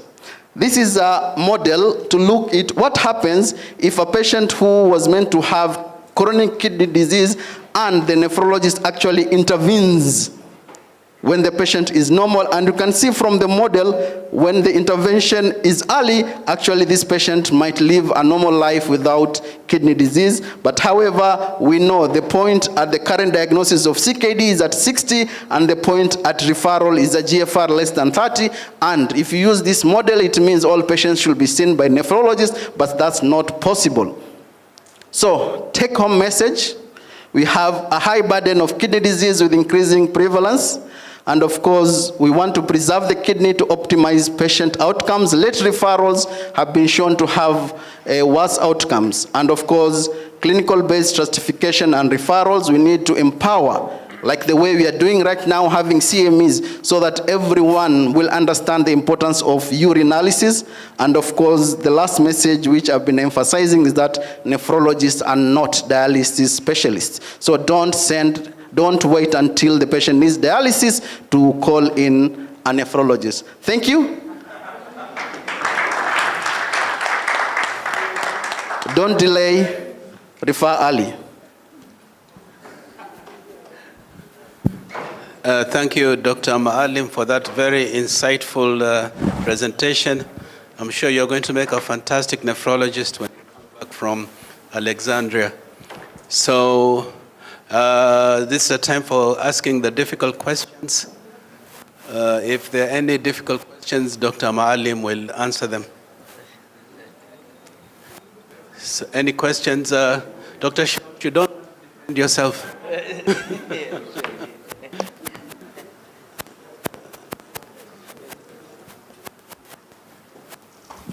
Thank you. That was a very excellent presentation. And we truly work with nephrologists to make sure they get enough work. Number two, just to clarify, hypertension is not a nephrology disease. They treat complications of hypertension. Number three, whenever you see creatinine increase after diuresis, that's not AKI. That means I've diuresis very well. So don't define that as AKI. Thank you.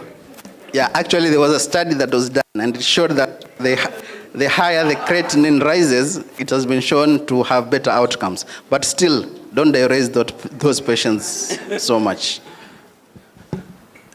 Professor Sokwat. Yeah, I don't want to get into those wars, but thank you, Maalim, for the talk. So what we need to do actually is calculate your GFR, as you've seen, you can have a normal looking creatinine.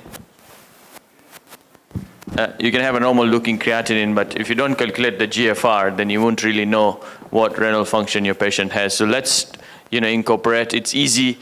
We all have phones these days, and all the phones have, eGFR calculation. So if you have a patient there, a patient can have a creatinine of 90, but the GFR can be 40.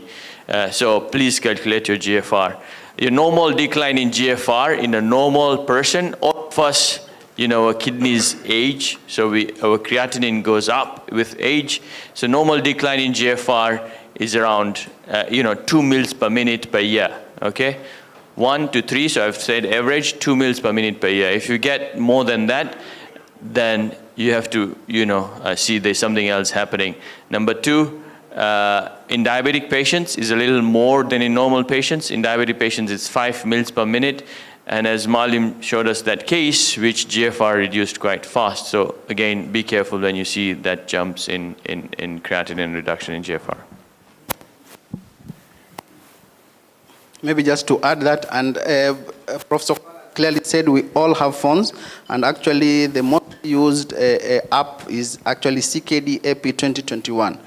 Now some people are still stuck at MDRD and Cockcroft Gold, the one that we used to do 140 minus don't know what and what. Okay, that's a little bit. Just a general question. How do you deal with very different figures done within, let's say, your dose titrating heart failure patient, and you do in a different lab? Someone chooses a cheaper place, for example, and you see a very different GFR from nephrology perspective. When do you choose to repeat again in a third lab? A GFR of 59, you come again GFR of 43. That's a big difference in terms of how we titrate from cardiology perspective. But from nephrology, when do you trust and when do you repeat? Okay, maybe I'll give a comment before Dr. Tahir gives a comment. It's important actually to recalculate the eGFR, as Professor Kuala has insisted, because I actually looked at some of our local labs, and some of them are actually using the old, outdated ways of calculating GFR. So it's important, number one, is to recalculate. We should remember that the old ways of calculating GFR included RES. We all remember that. And from studies, it's been shown that actually underestimated GFR in the black Africans. But again, if you have a lab that you don't trust, I think it's good to go to a lab that you trust. Dr. Ahmed can... Actually, that's a very good question, a bit difficult to answer, because a lot of labs are falsely measuring serum creatinine, because serum creatinine is actually a standardized test, and it's standardized according to the isotope dilution mass spectroscopy methodology, which is actually having a reference lab in Canada. And there are very few labs in Kenya that actually have standardized their serum creatinine. Some of them are like Aga Khan, Lancet, Pathcare, Metropolis. If you go to them and ask them, how do you do your serum creatinine? They'll tell you this is a Jaffe reaction method, but it's standardized according to the isotope mass dilution spectroscopy based in Canada. So now if any lab answers you that, then you know this lab is doing their serum creatinine properly. If not, then you need to doubt that creatinine. Then clearly serum creatinine is a very poor indicator of kidney function, because we can have the same serum creatinine, but having a different kidney function. A good example that I always explain is the cartoon of Superman. Superman is very muscular. His serum creatinine is 140, but his GFR, if you do it according to isotopic methods, his GFR is 90. And if you guys have watched 101 Dalmatians, you'll remember Cruella de Vil, the lady who keeps these dogs. She's very thin, and her creatinine is 140, the same as Superman, but her GFR is 35. So you need to be very careful about the limitations of GFR, of using serum creatinine to measure your kidney function. using these formulas. So they are limited. In pregnant women, it's not allowed. In extremes of weight, obesity, malnourished, it's not allowed. In patients who are malnourished, it's not allowed. In children, they have their own formula, the Schwartz formula. You cannot use the CKD epi or the MDRD formula. Now, what other option do you have if you really want to get a good percentage or knowing your GFR? There's a new test called cystatin C. Now, cystatin C doesn't use muscles as your in your formula to get your creatinine. It uses cystatin C, which is mainly from the cells, the white cells, I think. So its limitations, if you have an infection, you might get a falsely elevated cystatin C. So good question, difficult answer, but we're trying to improve on that by using other methodologies to determine GFR like cystatin C. And yes, some labs are not very accurate, but how you'll know, we've picked this up many times. Your patient's creatinine is 70, 80, 70, then all of a sudden you find that the creatinine is 30. You know, this lab clearly is wrong. Or somebody who you know has got kidney failure, is on dialysis, their creatinines are 800, then all of a sudden you find your creatinine is 80, you know that they've met a zero clearly. So you need to be smart enough to know that this lab might have made a mistake. Thank you. I think because of time, I think Dr. Ahmed Tahir is coming next to you. You can ask the question. Okay. Can you give us a round of applause? I think that was an excellent presentation from, of course, the great nephrologist and, of course, myself. Okay. I'm not yet a nephrologist, but soon, inshallah. Now, we will have a break because of constraint of time, and for the Muqim are those people who are resident of Mombasa, you need to pray your asri. So we'll have a break for 20 minutes. You can also grab your tea during that time. For people who have prayed Musafir, you can actually stay or just go grab your tea and come back. We have an excellent presentation by excellent doctors in the next 20 minutes. We should meet here by 4:25. You can go pray Asri. So the Asri prayer for men will be at the hotel prayer room. You all know hotel prayer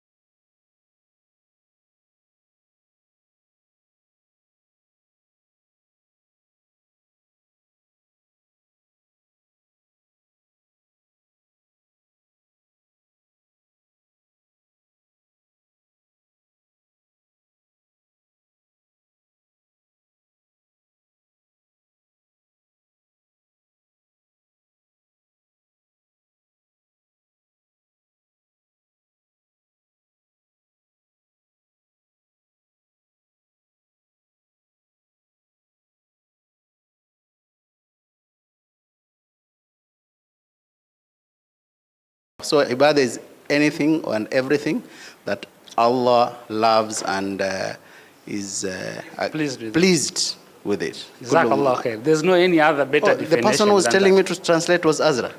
Okay. That was another she test. knows more Arabic than me.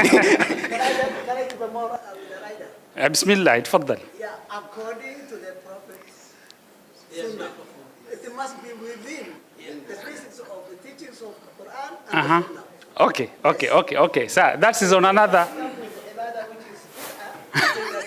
No, not on that side. The teachings of the Quran and the Sunnah of the Prophet. Jazakallah khair. Okay, we say for ibadah to be accepted, it has to follow the Sunnah of the Prophet, number one, and then it should have ikhlas in it. Sindio? Okay, good. So, the point I'm trying to drive to. Let me ask a question. For example, Lamar situation. If I perform a surgery or I do a CS on a patient, a baby, or a mother who had a baby with non-reassuring fetal status, maybe the fetal heart rates were very low at around 70, meconium grade 3. Do I get thawab if I say Bismillah and I'm doing this lillah? Do I get thawab on that? Sindio? But this is not, the Prophet didn't do this, I can say, sindio? Mtume sallallahu alaihi wasallam hakufanya CS, but it is ibadah, sindio? That's where we go to ma'alim. Everything which Allah loves it and is pleased with it is, of course, is called Islam to be an ibadah. One important thing is you have to have ikhlas in it. And then, innamal a'malu bin niyat. So you have to put niya, and then hii kitu ikwe khalisan lillahi ta'ala. Lakini mimi nikifanya ile CS, niseme hii ni pesa bwana, sinaingia nayo. Naweza nisipate dhambi because now it is non-reassuring anyway. But will I get thawab if I did not put it lillah? I won't get thawab, sindio? So everything goes with the niyyah and your ikhlas. Tunaelewana? Now, we are going back to all of you. You people, you are treating people day and night. Do you put intentions in your work? When you are leaving your house, do you always say, Bismillah, today I'm going to my station. I know I'm going to see these women. I'm going to help them. I'm going to see these children. I'm going to see these men. Do we put that intention? Number one. Number two, do we say, Bismillah, nikikaa nyumbani naweza kuiba, naweza kufanya nini, lakini riski yangu kali naitoa pale. We put that intention. Okay? So those are the things we should ask ourselves. And then now we have our parents, we have our patients. When we go to them, do we even pray for them? Si tunajua thawabu ya kutembelea mgonjwa. Si ndio? Sana. Una swali ile hadith, unajua hadith. Is it something 60,000 or 70,000 malaika will pray for you just because you are visiting a sick patient? Can we join these acts which are daily things? Mazee, yani sisi medical professionals, we are supposed to be in the ala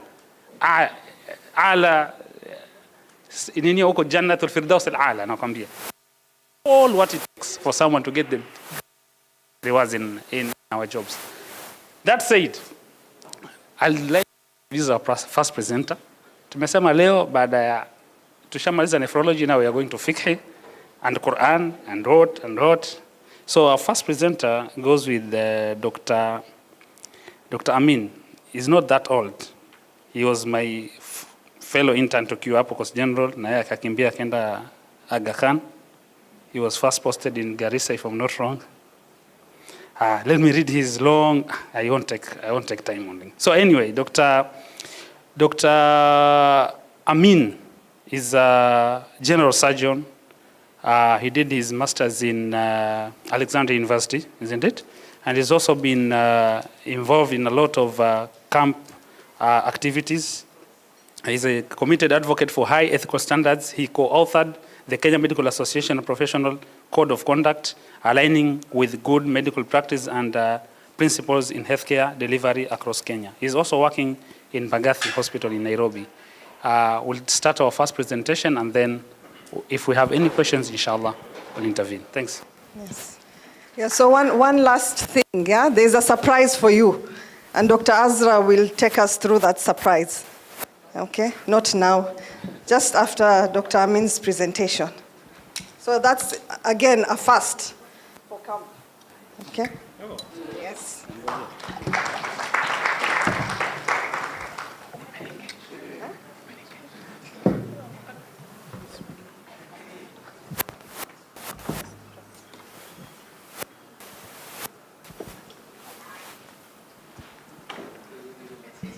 Bismillah.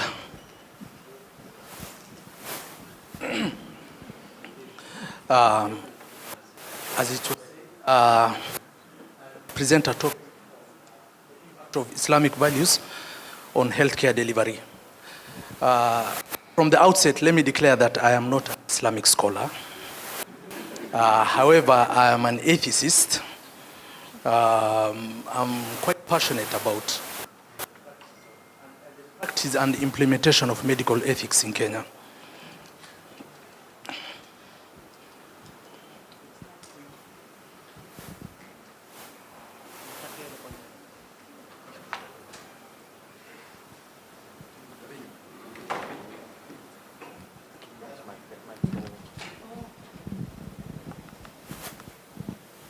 That's a pointer, right?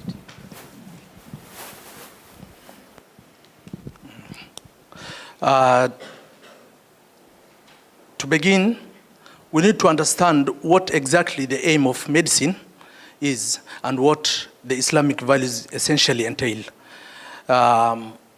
Medicine, the key aim is to preserve health. And when health is lost, we need to address the underlying ailments by using pharmacotherapy.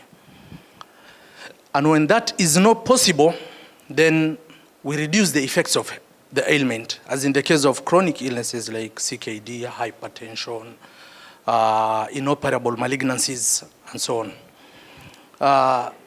The aims of Islamic law, we need to be cognizant that the reason why Allah subhanahu wa ta'ala has prescribed upon us to be Muslims is to preserve the interests of the entire community, the entire ummah. Then in health and in Islam, the emphasis is always on the value of man. Man the race, not man the gender. We will briefly look into the healthcare delivery, the systems, the processes that we can augment with the practice of Islam. Then we will look at the importance of cultural and religious considerations in shaping healthcare practices on a day-to-day basis. Then we'll look at the influence of Islamic values on healthcare delivery. And finally, we will address the ethical frameworks, gender considerations, and the involvement of family in patient care. As has been said before, and as we will always say, that Islam is a comprehensive way of life. And the holistic approach, the global approach to affairs of Islam is where we integrate our deen with healthcare practices, medical ethics, and protection of the overall society. The importance of health cannot be overemphasized. Prophet ﷺ said, ask Allah for health, for indeed none is given anything after certainty of faith better than health, as recorded by Imam Tirmidhi. The roles of our religion in health, if you look at our day-to-day practices, religious practices like fasting, Prof, I'm sure you have seen changes in the body's homeostasis when patients are advised to observe fasting. Yes. Issues like salah, the ruku, the sujud, that joint mobility greatly enhances the patient's overall health. Then if we look briefly at the bigger picture of the Islamic medical practice, what is it that you can do as a Muslim health practitioner to enhance the outcomes of the patients under your care. The most important thing here is your attitude and your character as a person. We need to be cognizant at all times that first of all, we are Muslims.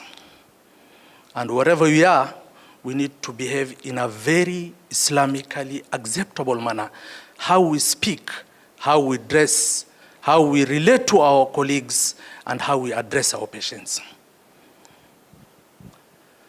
Number two, at our places of work, we will be entrusted with a leadership role in one way or the other during our practice. And we need to remember that if you have been chosen to lead, then be sincere with your intentions. I'm sure there are most of us here who have one or two persons who have been a role model in their lives. I'm personally indebted to Dr. Hamed Twahir, Dr. Hamed, yeah, and Dr. Rukia, Dr. Hatimi, I'm not sure if she's here. They have been very kind to me when I was under their supervision. And I will always carry you on my head. When I grow up, I want to be like you and Rukia. Secondly, on clinical decision making, we always need to observe good medical practice and the ethics of medicine. Non-maleficence, they do no harm, beneficence, to do good, and we will see evidences of this in the Holy Quran and Sunnah. Autonomy, the rights of the patients, even if they want to decline treatment, and justice. Then we also need to understand the roles of consultations amongst ourselves. None of us can be perfect in all aspects of medicine, absolutely. We have to know our limits. As Muslims, we need to be very honest with our patients. I cannot purport to be treating all kinds of ailments of the patient. I would be unjust to the patient and unjust to myself. The holistic spiritual care. We need to offer religious guidance to our patients. We need to remind them of the times of prayers. We need to remind them to undertake dua and dhikr while they are under our care. After all, Allah subhanahu wa ta'ala says, verily, does the hearts seek solace by the remembrance of Allah. Ala bi dhikrillahi tadma'innul qulub. Then we need to give motivation and sincere advice to those who seek help from us.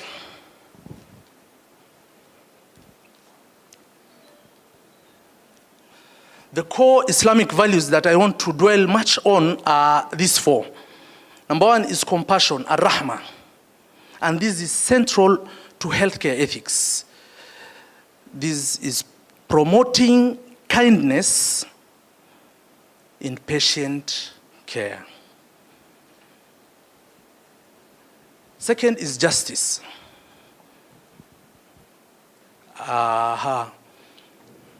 Justice is fair and equitable delivery of health care to all, irrespective of their gender, race, religion, sexual preferences, or socioeconomic status.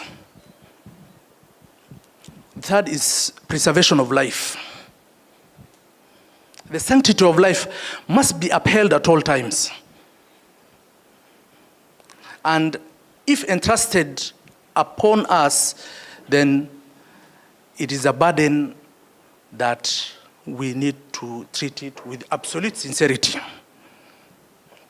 And finally, modesty, al-haya. This is respect to patients' privacy and dignity. When they are alive, in the case of gender-sensitive situations, and even after their death, we do not speak evil of the dead.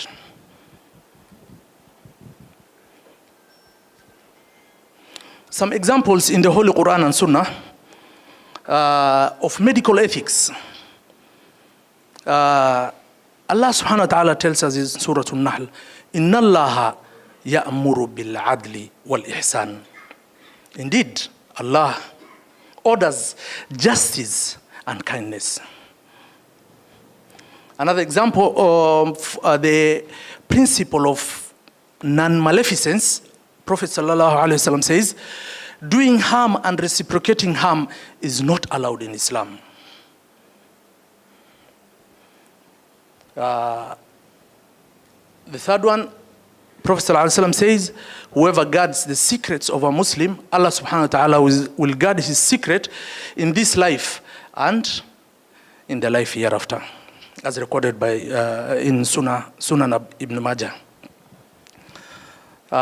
Finally, the religion of Islam is sincere in counseling and good advice. These are some of the few examples in the Holy Quran and Sunnah. If you look at this spherogram, it shows the different strata of Sharia in health.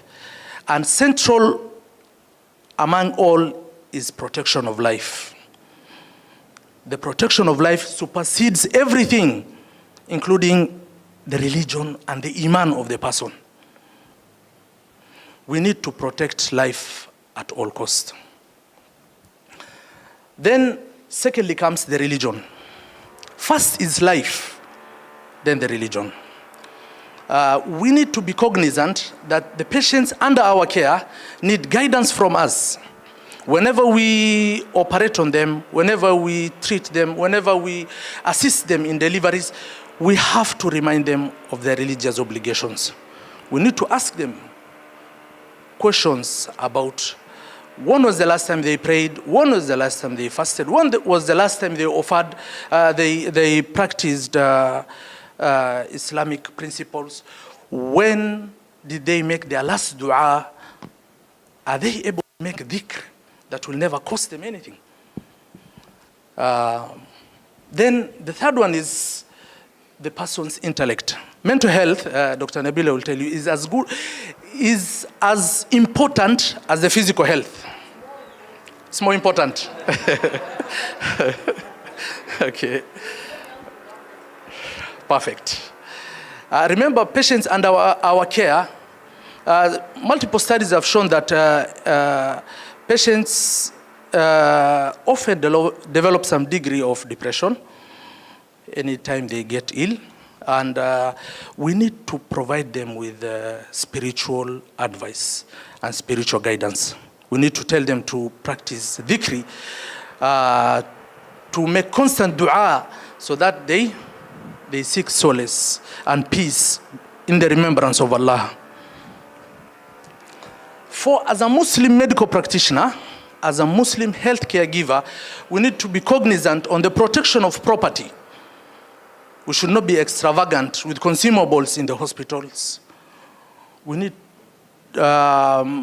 to accommodate patients who may not be able to pay for their bills, hospital bills, rather than telling them to auction any and all property that has remained in their possession.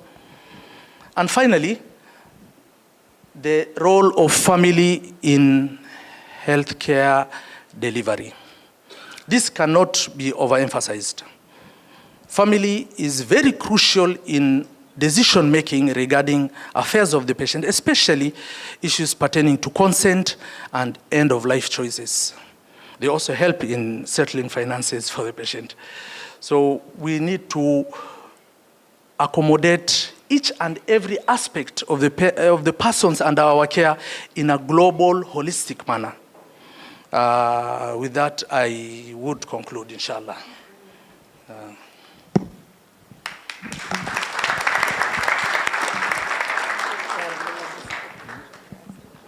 Welcome. Shukran Jazila. They said mental health is superior to physical health. Any other health? Okay, thank you. Assalamu alaikum. Excuse my voice, but Bismillah wa salatu wa salam ala Rasulillah. The surprise that we have arranged for this conference that was not included intentionally in the program is we planned to incorporate mental health tidbits and plant roots in your heads so that you can think about mental health and how it is reflecting on you in our lives. So throughout the conference, inshallah, we will have themes for the day.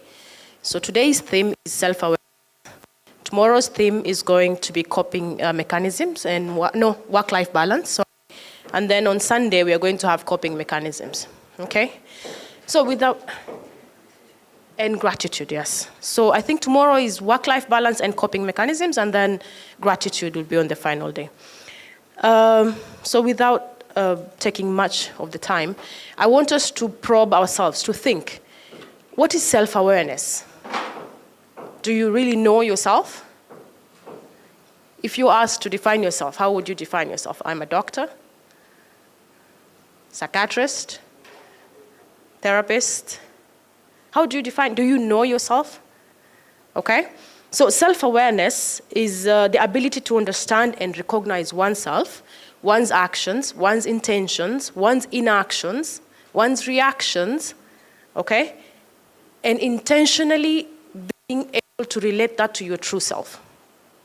There is a concept in Islam where we have the ruh and the nafs and the heart and the qalb.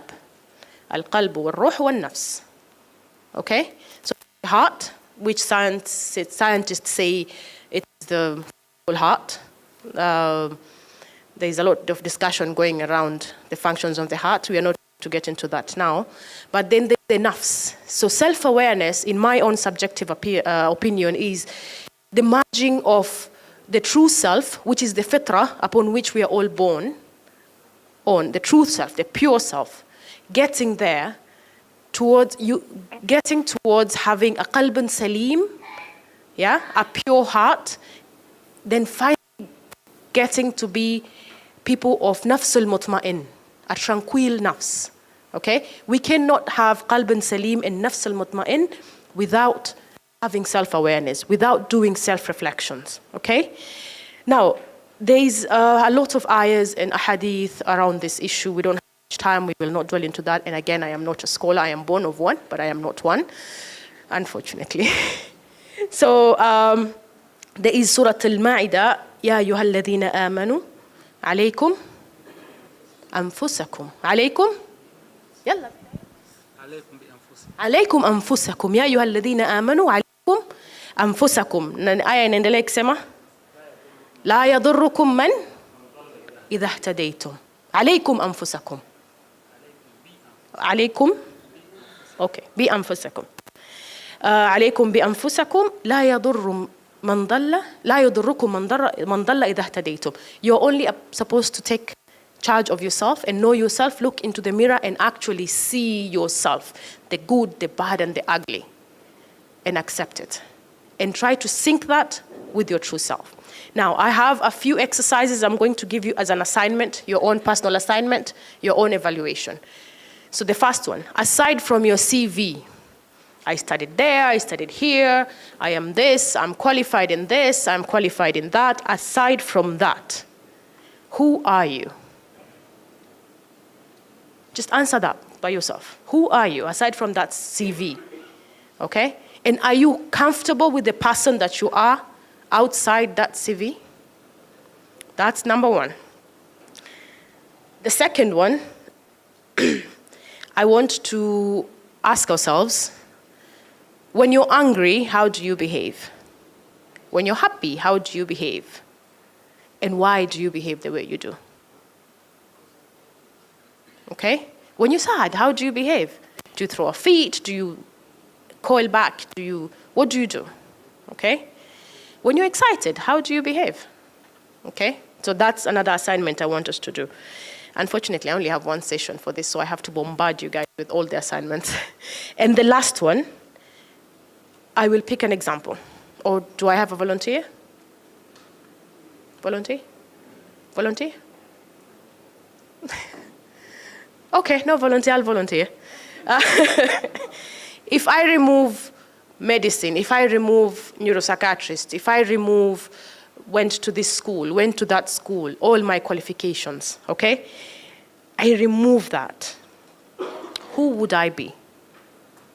Now, there is the first one, there's a difference. The first one where I said, apart from your CV, who are you and are you comfortable with yourself?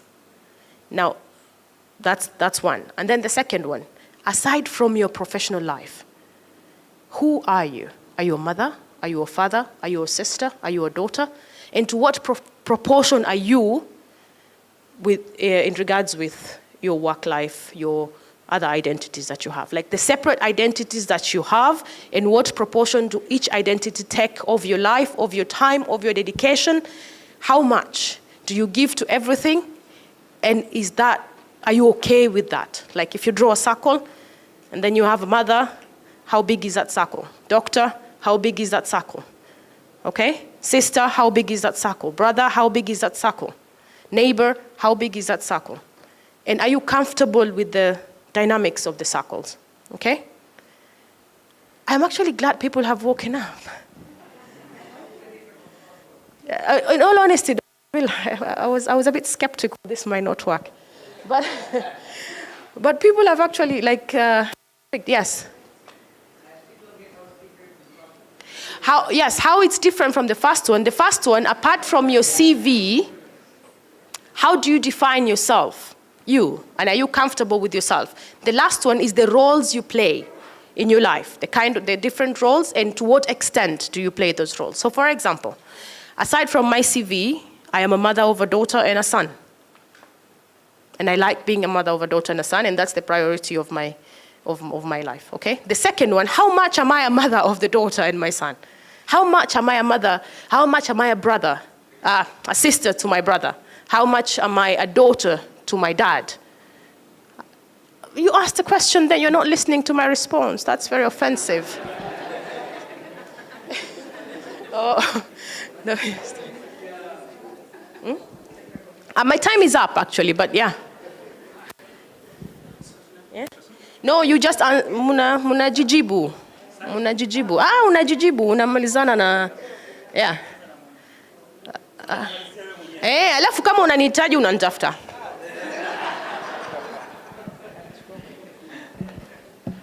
That was very deep. Because majority of us, able to clap. Majority of us, if you ask, who are you? Apart from saying you are a nephrologist and what is up, sindio? Kuna mtu anakuanga, you feel like if you say I'm a father of 2 or 3 and I do, we feel like it's being very low, sindio? I like baking, I like, anyway. I think we have those questions to answer ourselves. But there's one point you didn't ask. How do you feel when you are broke? I think it's a very important. Iyo ni kesho. I need to answer that question for myself. Because honestly speaking, I totally change when I'm broke. I throw tantrums, I iko na ma attitudes, kisa mshahara haijaingia. Kisa sijalipwa. Anyway, for tomorrow. So, inshallah, we are going to welcome the second presenter, who is none other but our sister Asia. I think every one of us who has ever stayed in Mombasa, there's no any single soul, Muslim, who doesn't know who Sister Asia is. I knew Sister Asia before I was even... Sindio? Kuna wingi umezalishwa Sister Asia hapa. Where is Omar, Dr. Omar? Sunajua mambo. Kuna watoto wa Sister Asia kwa wingi sana hapa. So welcome. So I wanted to read her CV, lakini it is very long. But one important thing I wanted to mention is she is one of those strong members of Kammp since many, many years ago. Number 2, she has constant programs at Radio Rahma where she teaches people matters health, language. I like her Kiswahili, by the way, to be very honest. Because for me, if I am ever interviewed Kiswahili, inakuwa ni ngumu. Because now I answer say sijui or uterasi uingie huku, those things I don't know. But for her, mashallah, she has that talent. She can explain things. And then, when you're doing a radio program, mashallah, people who will ask you questions, people who are the very basic people. And their questions are sometimes, unashindwa hata ueleze vipi. But mashallah, Sister Asia has never fail them. So, Sister Asia, welcome. I know you have been given some more minutes than those ones you requested, but I also request to reduce them.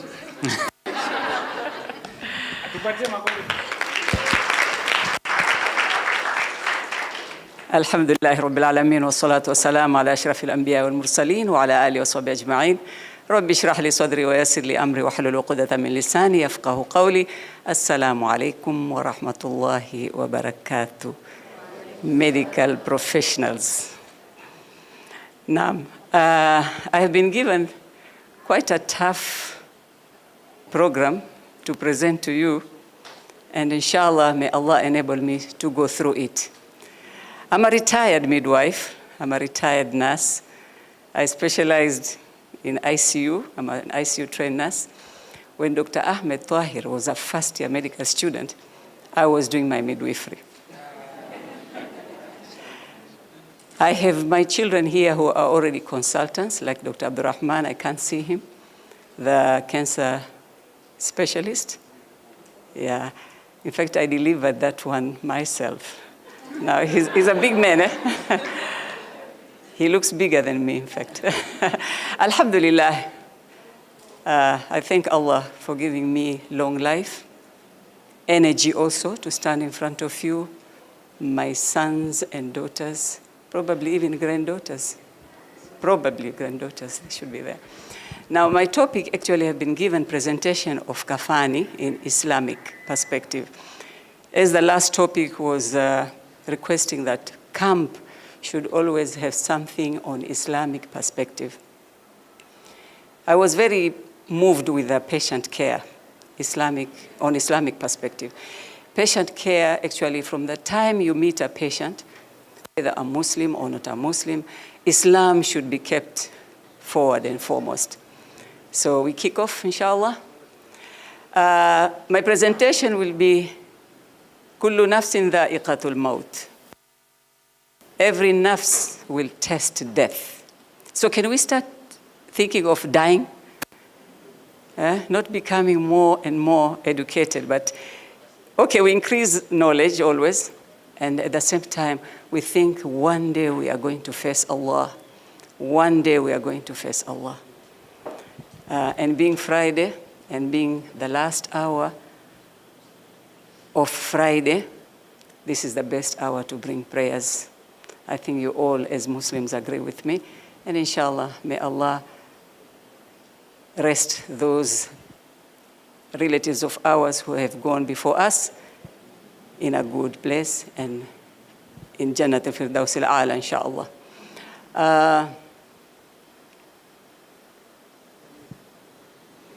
I've carried my last born with me. He's called Abdul Latif. He's there, he's controlling everything. So I think we should start off, Abdul Latif. Assalamu alaikum wa rahmatullahi wa barakatuh. Na leo nimefikiria ama Mwenyezi Mungu amenijalia kwa uwezo wake kuja kuonesha katika mtandao kafani ya maiti. Anayekafiniwa ni maiti. Kwa hivyo hii ni pambo lake baada ya kifo. Allah subhanahu wa ta'ala ametuambia katika Qur'an Karim, kullu nafsin dha'iqatul maut. Kila nafsi itaonja mauti. Kwa hivyo sote tujitayarishe, na ni wajibu wetu sisi kila wakati, kila dakika tufikirie kufa, tufikirie tutakwenda kwa Mola wetu. Sasa hapa mbele yangu nimeweka vifaa ambavyo vinahitajika baada ya mwanadamu kufa. Navyo ni kama hivi vilioko hapa. Tuna gloves, tunahitaji makasi. Hii ni sabuni ya maji ama ni shampoo. Hii ni pamba. Haya ni marashi. Hiki ni chetezo ambacho tutafukizia nguo yake ya mwisho. Huu ni udhi. Hii inaitwa dalia katika harufu za kupambia nguo ya maiti. Hii ni ubani kwa wale wanaopenda kutumia ubani. Hii ni kafur. Kafur ni katika kemikali ambao inatumika kufanya mwili wa mwanadamu usitaghayyar ama usioze haraka. Sindano na uzi ya kushonea ama ya kushikanisha ile kafani. Hii ni misk, wapaka kwenye ile nguo yake zima, lakini ni harufu katika harufu nzuri. na haya ni mafuta mazuri mazito ambayo inatumika katika hii kafani. Hizi ni pini ambazo baada ya kumtatia maiti kwenye mkeka, wafunga ule mkeka ili ipate kukaa vizuri, asije akafunguka. Na hizi ni leso ama yaweza kuwa bedsheet katika kumoshea na kumstiri na kumpangusia maji. Na hii ya mwisho ni nguo yake. Hichi ni kitambara. Kwa kafani ya mwanamke tunahitaji mita 14. Kwa hivyo hichi ni kitambara chake, yategemea upana, lakini hunu upana alama na kufahamika jambo kama hili. Inshallah tuko pamoja. Na hii ni sanda ama ni nguo ambayo anavalishwa maiti. Kwa sharia huwa ni muhimu iwe ni nyeupe, haina maridadi yoyote wala pambo wala maua. Hiyo ni jambo la kwanza. Jambo la pili, tutakata kwa kafani ya mwanamke ana vipande vitano. Bedsheet mbili, yani kafani mbili za aina moja, yani size moja. Kisha ana kamis, kanzu, hiyo itakuwa ya 3. Halafu ya 4 ni izar ambayo inafungwa kama kibobwe ama kikoi ama skirt. Halafu ya 4 ni hijabi yake, na ya 5 mimi husema ni uzi ule wa kumfungia. Sasa hapa nitapima mita 3 mara 2. Mimi kwa kukisia kwangu mita ni mpaka hapa 1, 2, 3. Utakata mita 3. Hii ni bedsheet ya kwanza, utaiweka kando. Kipande cha pili cha bedsheet ambayo ni sawa sawa na kile cha kwanza, mita 1, 2, 3. Kwa hivyo hivi tayari vipande viwili. Halafu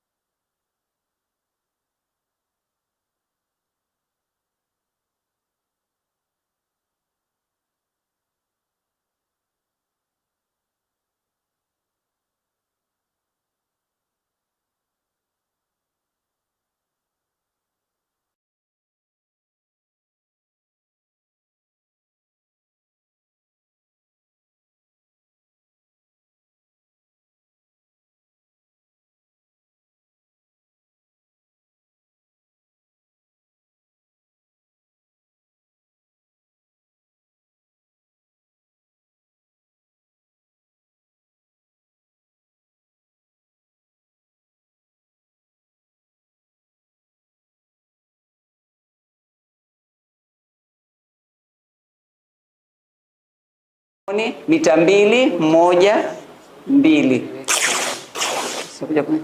Halafu hizi sasa ni vipande 4. Ya 5 ni hijab ambao ni kitambara huwa kama nusu mita, halafu wakata uzi mpaka katikati ya kile kitambara. Hii ni hijab. Hata hijab yenyewe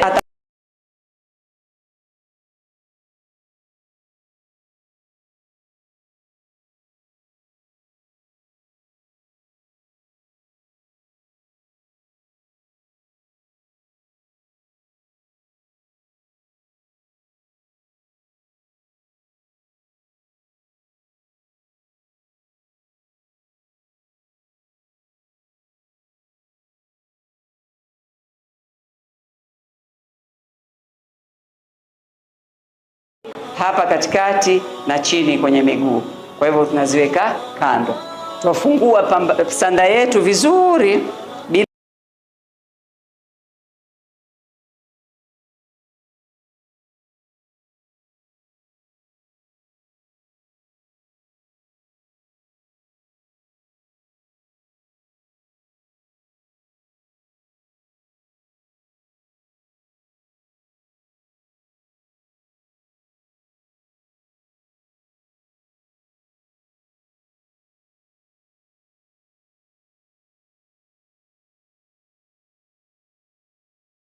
itself, the shroud of the... Now we are going to go back to sakaratil maut, when the patient is in a dying state, in a hospital bed. It could be at home, it could be by the roadside during an accident, and wherever the body is going, probably floating on the sea or on the river. And we have special care for this particular person, the dying person. The ultimate truth, actually, كل نفس ذائقة الموت وإنما توفون أجوركم يوم القيامة فمن زحزح عن النار وادخل الجنة فقد فاز وما الحياة الدنيا إلا متاع الغرور. That is Surah Al-Imran 185. Actually, we don't need to go. Probably you can take the points to save time. I'm seeing my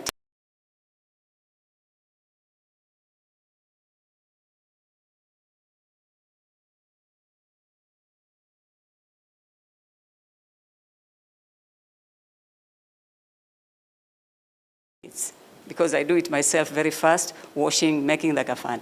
So before death, we should be kind and very gentle and very patient to the person who is dying.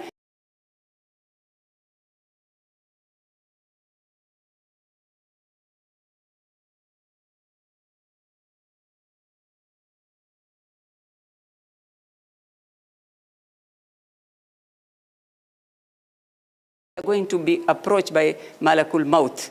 So we should be prepared actually for death. That's why I said every other minute we should be thinking about going and meeting Allah subhanahu wa ta'ala.